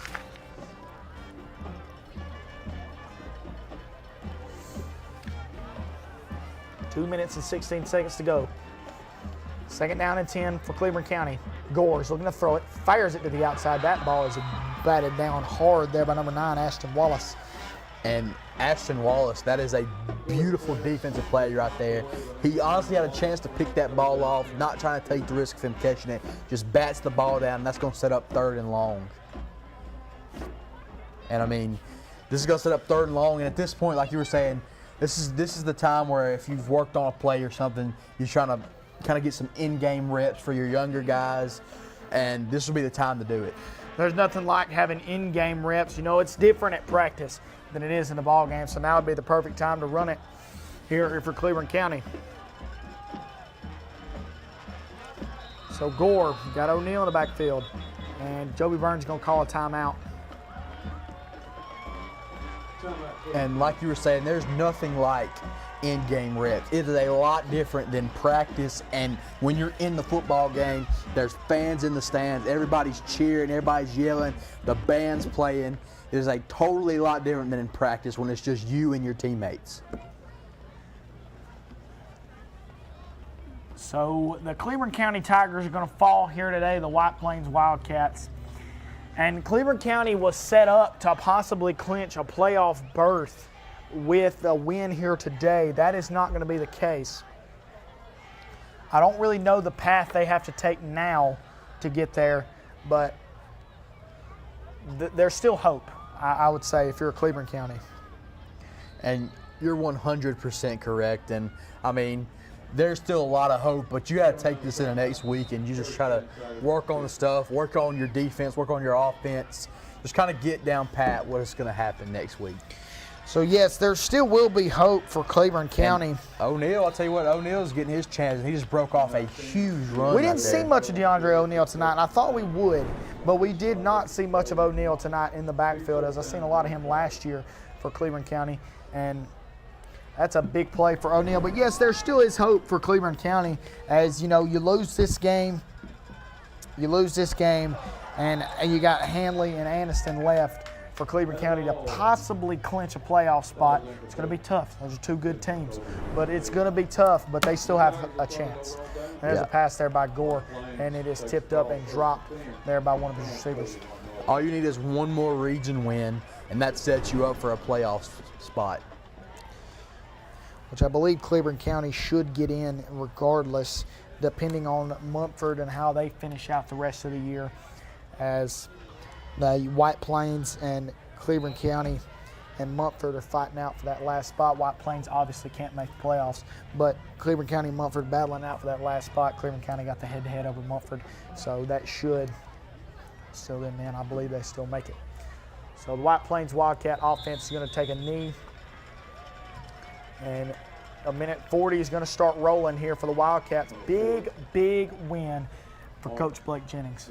Big win. And that is a huge win for Blake Jennings right there. And that is his biggest win at White Plains so far. This is his first year. You go into enemy territory in Cleveland County and you just pull off a huge win. It is great to see. And Cleveland County is a tough place to play. No matter how bad they are, it's still a tough place to play. And they're not a bad team because they're 3-3 this year. No, they're still 3-3 this year, and they're a good team now. And we've seen them struggle over the past few years, but Coach Jennings really came in tonight and proved that he is looking to move White Plains in a better direction. And he really has. I mean, so far this year, this is a huge win. Like I've been saying, this is already moving in a better direction. So Cleveland County going to fall here to the White Plains Wildcats, 41-10 with about 42 seconds to go here in the ball game. And the fans are on their feet for White Plains, and they should be. I mean, like I was saying, last year, Cleveland County goes into White Plains, beats White Plains 48-13.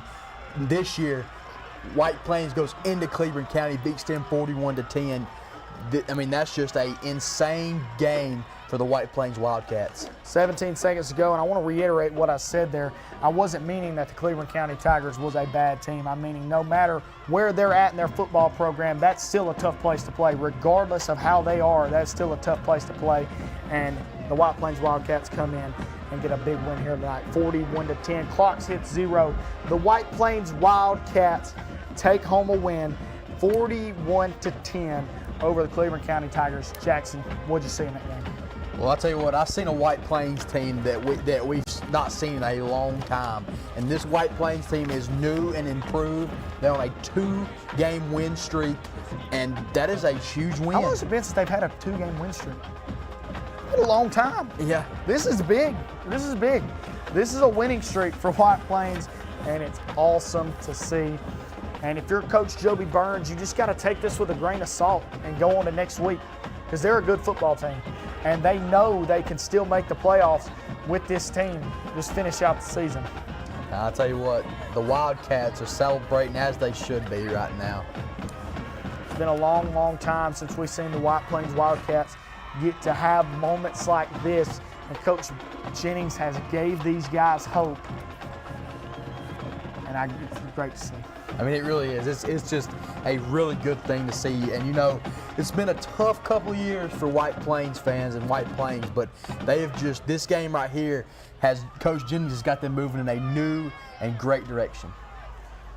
So the Cleveland County guys are getting ready to do their alma mater, and the Wildcats are celebrating on their sidelines. We're getting ready for an interview down on the field with Coach Blake Jennings after a big win for the White Plains Wildcats.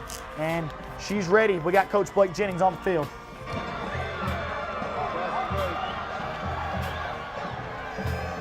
Hey guys, I'm here with Coach Jennings. Coach Jennings, how's it feel right now? Hey, it feels great. You know, it's a testament to our kids, though. They fight. That's all we preach to them. And you know, we talked about this all week. Just go do what you do, and everything will turn out good for you. And we come out the second half, and you know, we were the most physical team in the second half. And at the end of the day, that's what happens on the scoreboard. Well, tell us about number 1, Barksdale. You ain't got a better. There's not a better one out there. Dylan Barksdale. He's the leader in our locker room. He's the leader in the weight room. He's the leader on this field.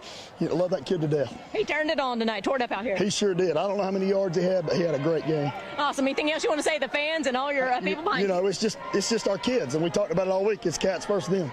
You know, that's what we're going to keep doing. We're going to keep that mentality. We're going to keep playing hard and go try to get another one next week. Well, congratulations on this win, and thank you so much for taking time to talk to us. Yes, ma'am. Thank y'all. Have a good night. Cats.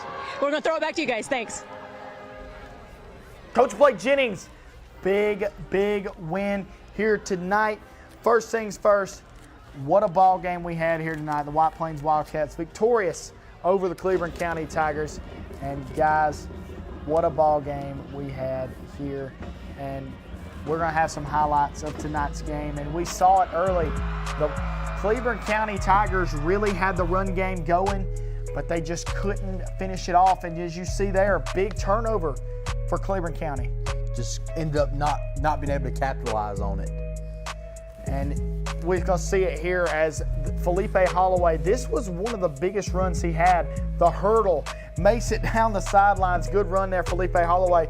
But he wasn't the star of the show for the first time for the White Plains Wildcats. Felipe Holloway's been the star.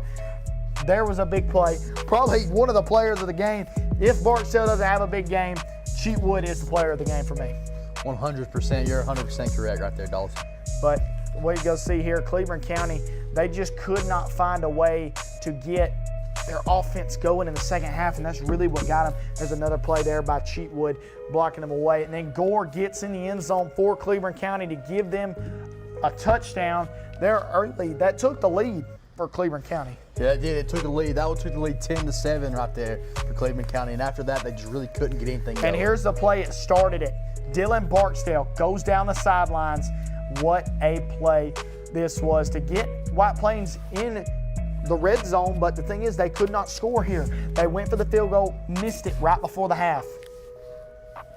This gets him on the board right after the half. Dylan Barksdale, another touchdown to add to his resume as he had 3 of them tonight.